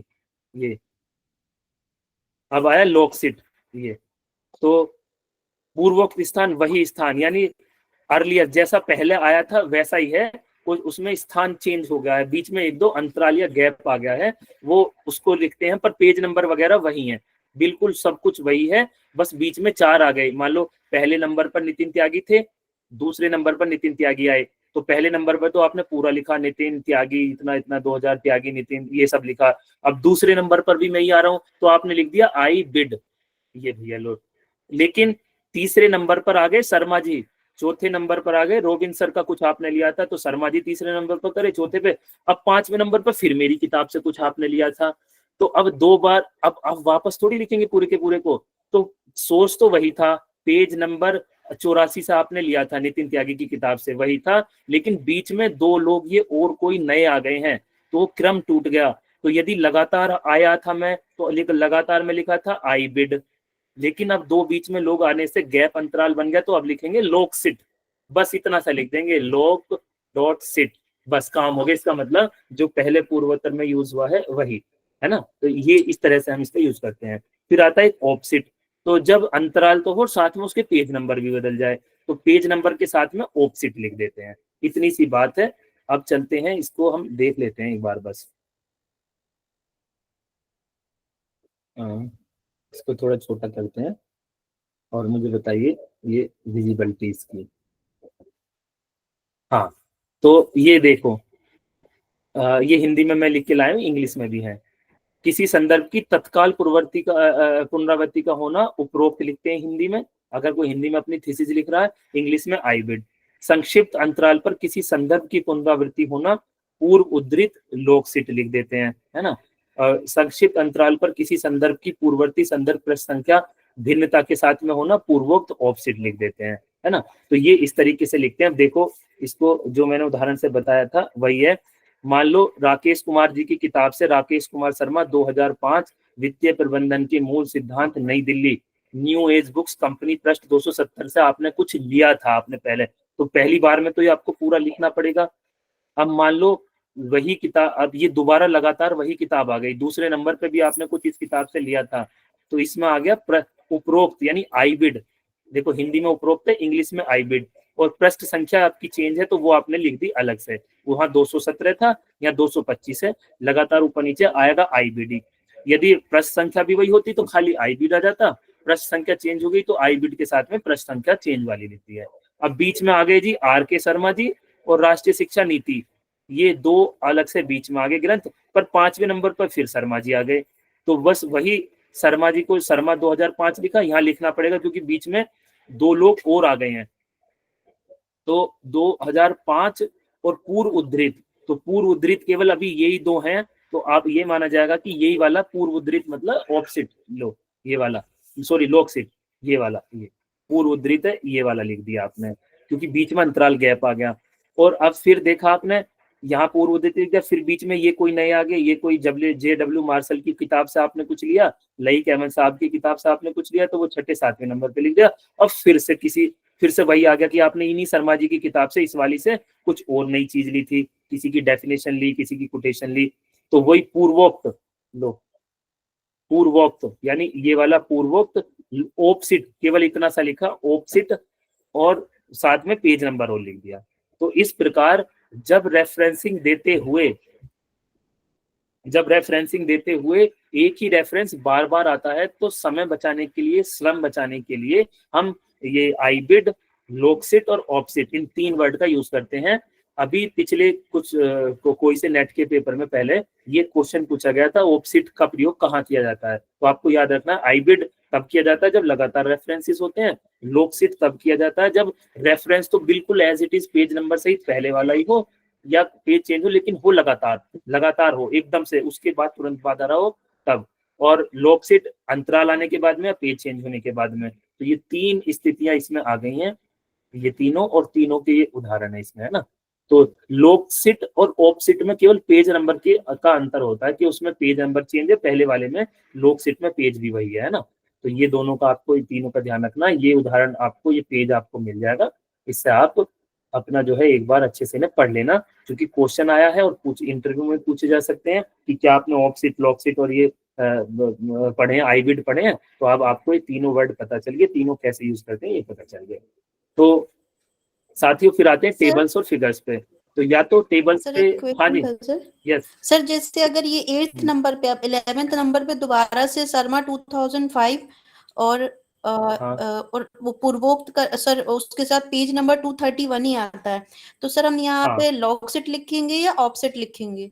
यदि पेज नंबर वही है बिल्कुल, है ना, तो फिर आप ये लोकसिट लिखेंगे, लोकसिट, क्योंकि गैप हो गया, 11वें नंबर पर चल जा रहे हो तो इसमें मतलब बीच में अंतराल आ गए और लोग घुसाए हैं, पर पेज नंबर और पूरा का पूरा उद्धरण वैसा का वैसा ही है, तो आप लिखेंगे लोकसिट।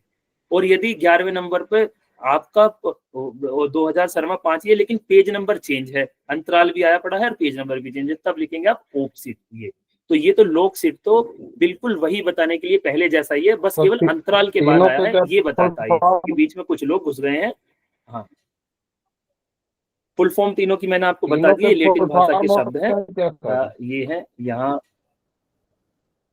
हाँ, तीनों के फुल फॉर्म ये लिखी हुई है, आपने शायद ये मिस कर दिया। ये देखिए, आईबिड फुल फॉर्म है आईबी डैम, लेटिन भाषा का शब्द है आईबी डैम, हिंदी इंग्लिश में इसका मतलब होता है in the same place. Loc cit full form है इसकी लोकोसिटेटो, लेटिन भाषा का शब्द है, इंग्लिश में इसका अर्थ है इन द प्लेस साइटेड। और ओपसिट ओपेरेसिटाटो, लेटिन भाषा का शब्द है, इंग्लिश में अर्थ है इन द वर्क साइटेड। ये तीन शब्द यूज होते हैं, तीनों के लेटिन भाषा की फुल फॉर्म और इनके इंग्लिश के नाम है। क्लियर है यहाँ तक? चले आगे। हाँ सर एक चीज और सर, जैसे इमीडिएटली तुरंत आता है लेकिन पेज नंबर चेंज हो रहा है तो भी आईबीडी ही लिखेंगे सर? हाँ, लगातार में आईबीडी आएगा। हाँ, ये आईबीडी आएगा लगातार, यदि आ रहे चाहे 5 बार मैं लगातार, मेरे 5 आपने किताब में से यूज किए लगातार 5, तो लगातार आईबिड आएगा। और पेज नंबर चेंज है क्योंकि एक पेज पे से तो 5 लेंगे ही नहीं, तो आईबिड के साथ में अगर पेज नंबर चेंज है तो पेज नंबर लिख देंगे, पर लगातार में आएगा आईबिड।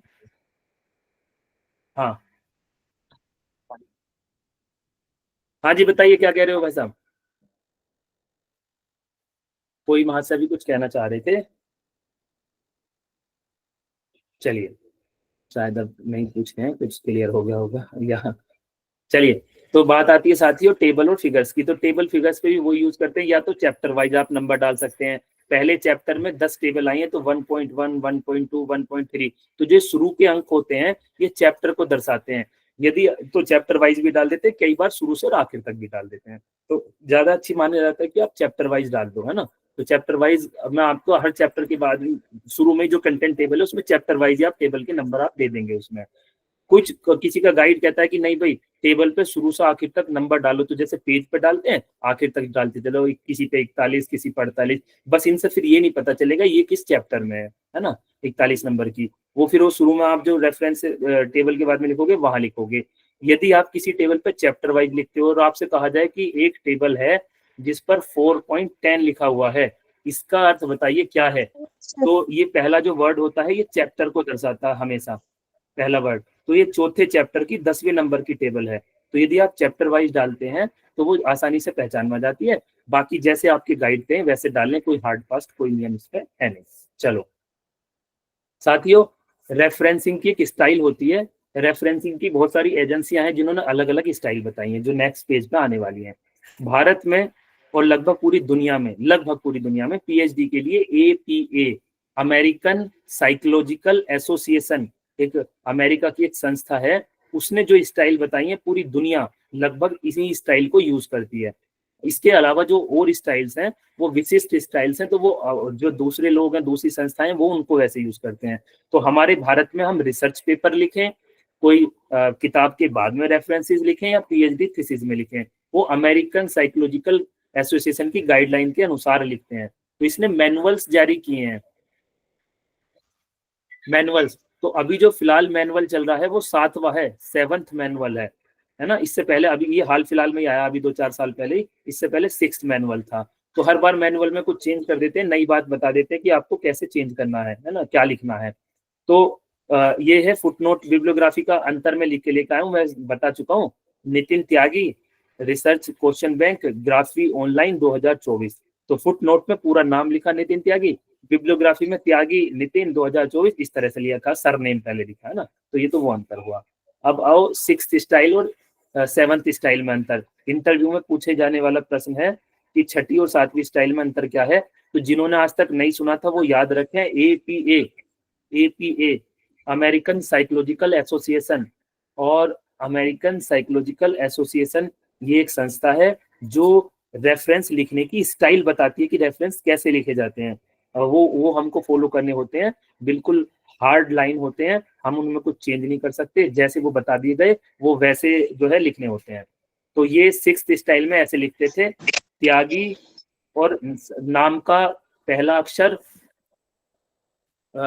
पहला कैपिटल अक्षर और ईयर, और फिर बुक का नाम, फिर कहाँ से पब्लिश हुई है और कौन पब्लिशर है, ऐसे लिखा जाता था। लेकिन 7वीं स्टाइल में सरनेम पहले आएगा, नाम 2024, और ये जो था ये सिटी विटी के जो नाम थे ये हटा दिए गए हैं।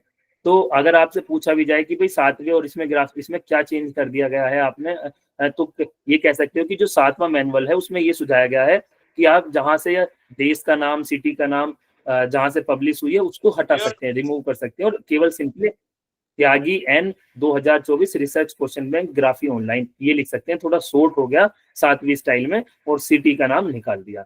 तो साथियों ये रेफरेंसेस और बिब्लियोग्राफी इस स्टाइल में लिखी जाते हैं, जो 7th स्टाइल है ये वाली ये। अब जब आप अपने रिसर्च पेपर लिखेंगे, पीएचडी थीसिस लिखेंगे, उसमें रेफरेंस लिखेंगे तो इस तरह से लिखेंगे आप। किसी का आपने कुछ लिया है, किसी की किताब से आपने कुछ लिया है तो त्यागी एन यानी सरनेम पहले लिखेंगे, फिर कोमा लगाएंगे। याद रखना है कोमा कहाँ लगता है, सरनेम के तुरंत बाद लगता है।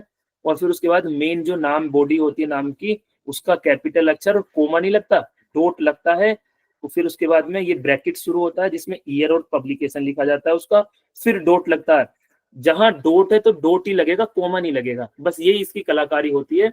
कई बार लोक सेवा आयोग की परीक्षा में, इंटरव्यू में, जिसमें गवर्नमेंट डिग्री कॉलेजेस में चयन होते हैं, बोर्ड पर खड़े होकर ये कह देते हैं कि आप पीएचडी कर रहे हैं कि जी हाँ मैं पीएचडी कर रहा हूँ, मैं फला जगह से ऐसे एनरोल्ड हूँ या पीएचडी कर चुका हूँ। तो वो कह देते हैं कि चलो एक रेफरेंस लिख के दिखाओ कोई भी किसी भी किताब का।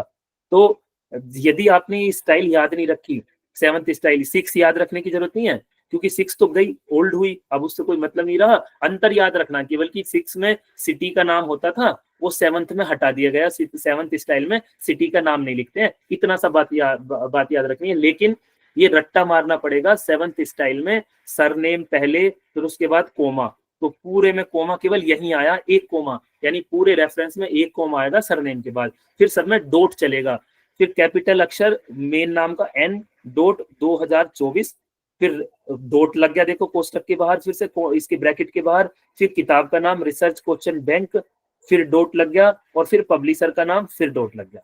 बस इतना सा आपको करना है। तो साथियों उम्मीद है ये वाला भी समझ में आ गया होगा। आगे चलते हैं, चलूं आगे? Yes sir. चलिए, तो साथियों मैं आपके लिए कुछ रेफरेंसिंग स्टाइल भी लाया हूं। तो हमारे भारतवर्ष में तो ये स्टाइल चलती है, एपीए, अमेरिकन साइकोलॉजिकल एसोसिएशन, ये चलती है। और इसको आपको अच्छी तरह से याद रखना है। इसका 7वां एडिशन चल रहा है आजकल। बहुत ही अव्वल दर्जे का प्रश्न है, लोगों का ध्यान नहीं जाता। कई बार पूछ लिया जा सकता है कि, और ये इंटरव्यू में पूछा जा सकता है कि कौन सा मैनुअल है इस समय लेटेस्ट। तो एपीए का 7th मैनुअल है, अमेरिकन साइकोलॉजिकल एसोसिएशन का। इसके अलावा एमएलए भी होती है एक स्टाइल, मॉडर्न लैंग्वेज एसोसिएशन। तो जो लैंग्वेज वाले लोग हैं ये वो अपनी इस तरह से लिखते हैं। इन्होंने अपना एक अलग तरीका बताया कि पूरा नाम लिख दो, भाई पहले त्यागी लिखो, और फिर जहाँ 6th इसमें एपीए स्टाइल में तो हम एन लिख रहे थे, केवल एन डॉट। तो इन्होंने कहा कि नहीं, हम तो अपने इसमें पूरा नाम लिखेंगे, त्यागी नितिन। और तुमने यहाँ एपीए स्टाइल में कोष्टक में एन के बाद 2024 लिख दिया है, हम सबसे बाद में लिखेंगे। तो इनकी जैसी इच्छा जैसे लिखे, लेकिन हमारे भारतवर्ष में ये चलता है, आप लोगों को भी यही यूज करना पड़ेगा। तो एपीए की स्टाइल हुई, एमएलए स्टाइल हुई, शिकागो स्टाइल हुई। ये नाम पता बहुत जरूरी है। कई बार ओड मैन आउट पूछ लेता है, निम्न में से कौन सी एक रेफरेंसिंग की स्टाइल की संस्था नहीं है, तो उसमें 3 नाम ऐसे दे देगा जो रेफरेंसिंग कराते हैं, जिन्होंने मैनुअल जारी कर रखे, एक ने नहीं कर रखे।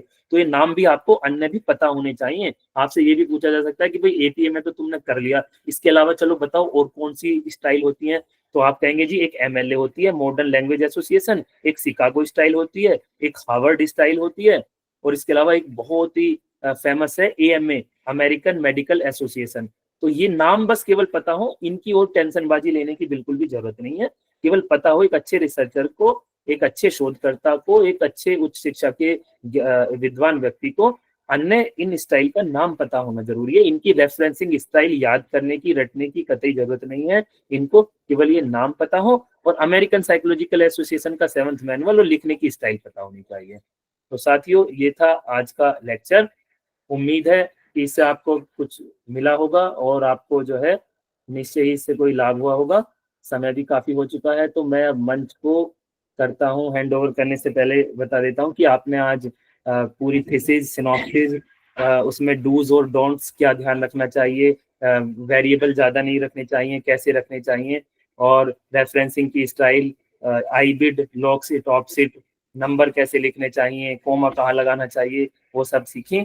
उम्मीद है इस लेक्चर को आप दोबारा सुनेंगे जब भी मौका मिल जाएगा, और भविष्य में शोध कार्य के दौरान भी इसका उपयोग करेंगे। तो अनेकों शुभकामनाओं के साथ मैं इस मंच को ओवर करता हूँ गोविंद सर को या मयंक सर को।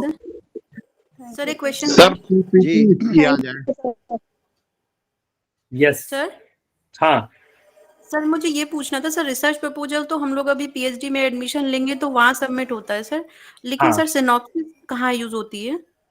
सिनॉप्सिस, मैं ये तो कह रहा हूँ, हमारे यहाँ क्या है चलन, हमारी यूनिवर्सिटीज में ज्यादातर ही हम रिसर्च प्रपोजल और सिनॉप्सिस को सिनोनिम्स के रूप में यूज करते हैं, समानार्थी शब्दों के में इंटरचेंज करके। आप रिसर्च प्रपोजल कह रही हैं, मैं ही उसको सिनॉप्सिस कह रहा हूँ, कोई झगड़ा नहीं है। वैसे कायदे में और टेक्निकली रिसर्च प्रपोजल नाम होता है, और अच्छा रिसर्च का ज्ञाता होने का प्रमाण ये है कि आप उसको रिसर्च प्रपोजल यूज करेंगे।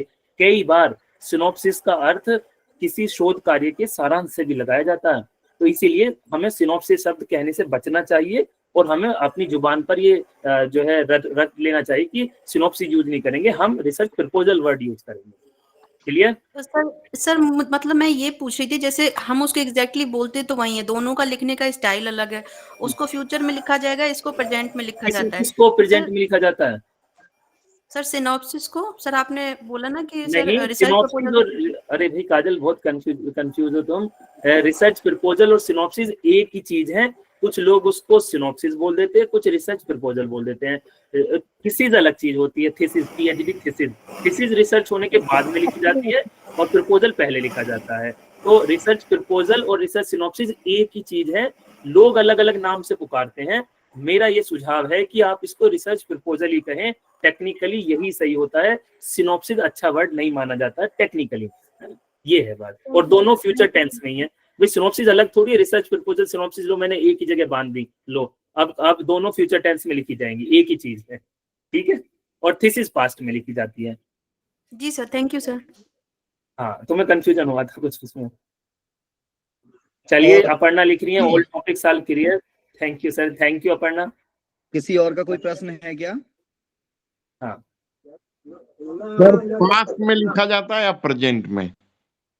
क्या किया गया है कि किया गया था? था प्रेजेंट में नहीं लिख सकते, क्योंकि आप कर चुके हो ना, सब काम करके आकर अब अपने कमरे में बैठकर लिख रहे हो बताने के लिए, तो यह काम मैंने इस प्रकार किया था वर्ड पास्ट टेंस आएगा। सर हम लोग एमएड में जब लिखे थे तो था पे काट दिए, बोले प्रेजेंट में लिखना है, तब इसलिए नहीं वो गलत, जिसने भी, अब यही तो कह रहा हूँ मैं, कुछ लोग स्वघोषित विद्वान ऐसे होते हैं कि अब मैं नाम नहीं लेना चाहता, एक वहां से आए और कहीं किसी प्राइवेट कॉलेज में मैं नौकरी के लिए इंटरव्यू दे रहा था, तो उन्होंने मुझसे सभ्यता और संस्कृति में अंतर पूछा था।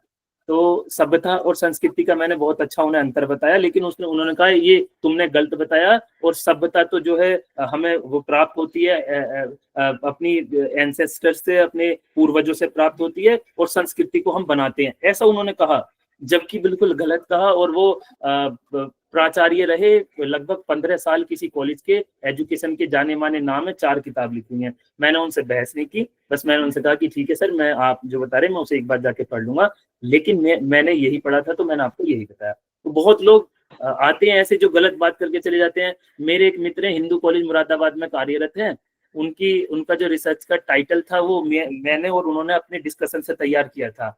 तो दिल्ली की एक यूनिवर्सिटी के जामिया मिलिया इस्लामिया, बहुत नामी यूनिवर्सिटी है, वहाँ के एक प्रोफेसर आए और एक अलीगढ़ यूनिवर्सिटी के प्रोफेसर थे, 2 थे आरडीसी में बैठे हुए, उनके टॉपिक में काट छाट करी और वो टॉपिक को कह के चले गए कि दोनों आपस में खूब वहाँ डिस्कशन हुआ, ये हुआ कि इस पे काम करो।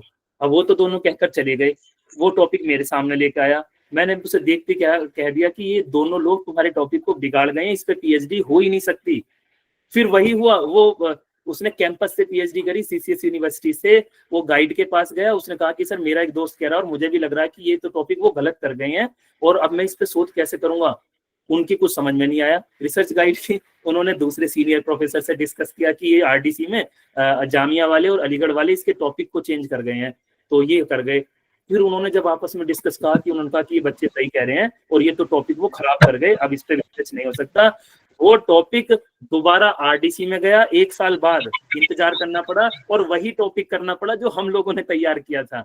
तो जो ये स्वयं सिद्ध कई बार विद्वान आते हैं तो ये अपनी ही ज्ञान की विद्वता में कई बार बड़ी ब्लंडर मिस्टेक कर जाते हैं। तो ऐसा नहीं है कि उन्होंने आपकी काट दी तो आप गलत हो गए। ये आपने चाहे एमएड की डेजर्टेशन लिखी हो चाहे पीएचडी की थीसिस, दोनों आप तब लिख रहे हैं जब आप काम कर चुके हैं, यानी वो काम पहले ही हो चुका, पास्ट में हो चुका, तो वो पास्ट टेंस में लिखी जाएंगी साथियों। और किसी का प्रश्न हो? बैंक भाई, रोबिन सर। जी जी जी जी जी सर एक क्वेश्चन है, क्या बाद में इंडिविजुअली पूछ लें आपसे कि अभी? हाँ, वो बाद में पूछ सकते हैं आप, यदि इसी से ही टॉपिक से जो चल रहा है तो ठीक है, वरना हाँ, मैसेज कर दीजिए मुझे व्हाट्सएप पर। एक रिसर्च का है थोड़ा सा सर, एक क्वेश्चन आप मुझे इंडिविजुअली भेज दीजिए। इंडिविजुअली आप भेज दीजिए। टाइम हो रहा है। हाँ, यही बता दूं, लगभग 1.5 घंटा हमारा हो गया शुरू हुए। जी हाँ, चलिए, आज के टॉपिक से रिलेटेड हो कोई तो आप निसंकोच बिल्कुल अभी के अभी पूछ लीजिए। चलिए, हाँ रोबिन सर आपके। जी जी जी नितिन जी, बहुत लंबी एक क्लास हो गई और बहुत टाइम एनर्जी टेकिंग भी क्लास थी।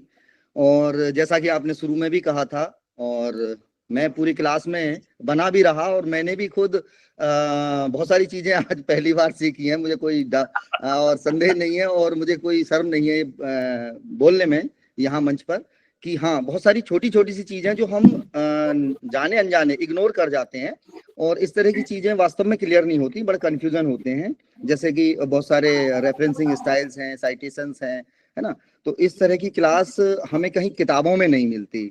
तो वास्तव में एक बहुत महत्वपूर्ण क्लास सर ने ली है, और सभी लोग इसको वापस से इन नोट्स को रिवीजन करें, इनको कहीं लिख के रखें।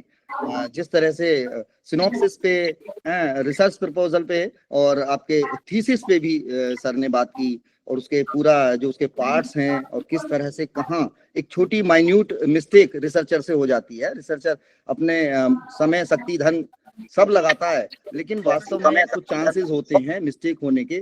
तो अगर ये सारी बातें जो सर ने बताई हैं ध्यान रखी जाए, तो निश्चित तौर पर जो हमारा रिसर्च है वो बहुत गुणवत्तापूर्ण हो सकता है। तो आज की कक्षा के लिए मैं डॉक्टर नितिन त्यागी सर को, अपने सभी प्रतिभागी, आयोजन समिति, बुंदेलखंड महाविद्यालय की ओर से हार्दिक धन्यवाद, आभार सर का पेश करूंगा। और अगली कक्षाओं में सर से फिर से आग्रह होगा कि सर का जो रिसर्च एप्टीट्यूड का कुछ पोर्शन है, सर आगे की कक्षा में हमें फिर से उपस्थित होंगे, अपना समय देंगे। Thank you so much, thank you very much Nitin sir, thank you so much. Thank you Yogesh ji, all of you. आप लोग कक्षा में बने रहे, और सभी को शुभकामनाएं। रोबिन सर, बहुत अच्छा लगता है ये बच्चे मोटिवेट करते हैं, इनके बड़े अच्छे अच्छे मैसेज आते हैं, तो ये मुझे मोटिवेट करते हैं कि चलो हम जो ये यज्ञ में शामिल हैं, इन बच्चों का कुछ भला हो रहा। बहुत ही अच्छा ये आवर्धन करते हैं। सभी को बहुत बहुत धन्यवाद। बिल्कुल बिल्कुल, उम्मीद है सर की मेहनत का प्रतिफल हमें बिल्कुल पॉजिटिव रूप में मिलेगा। सभी को शुभकामनाएं। जी सर, हम पूरी कोशिश करेंगे। जी sir, thank you so much. और ये आज का लेक्चर मैं रोबिन सर अभी आपको भेज दूंगा, आप ग्रुप पे से भेज देना। जरूर जरूर सर, जरूर। ओके सर, ठीक है। हाँ, सभी को नमस्कार। रोबिन सर नमस्कार, धन्यवाद। नमस्कार नमस्कार नमस्कार नितिन जी, नमस्कार सभी को, सभी को प्रणाम।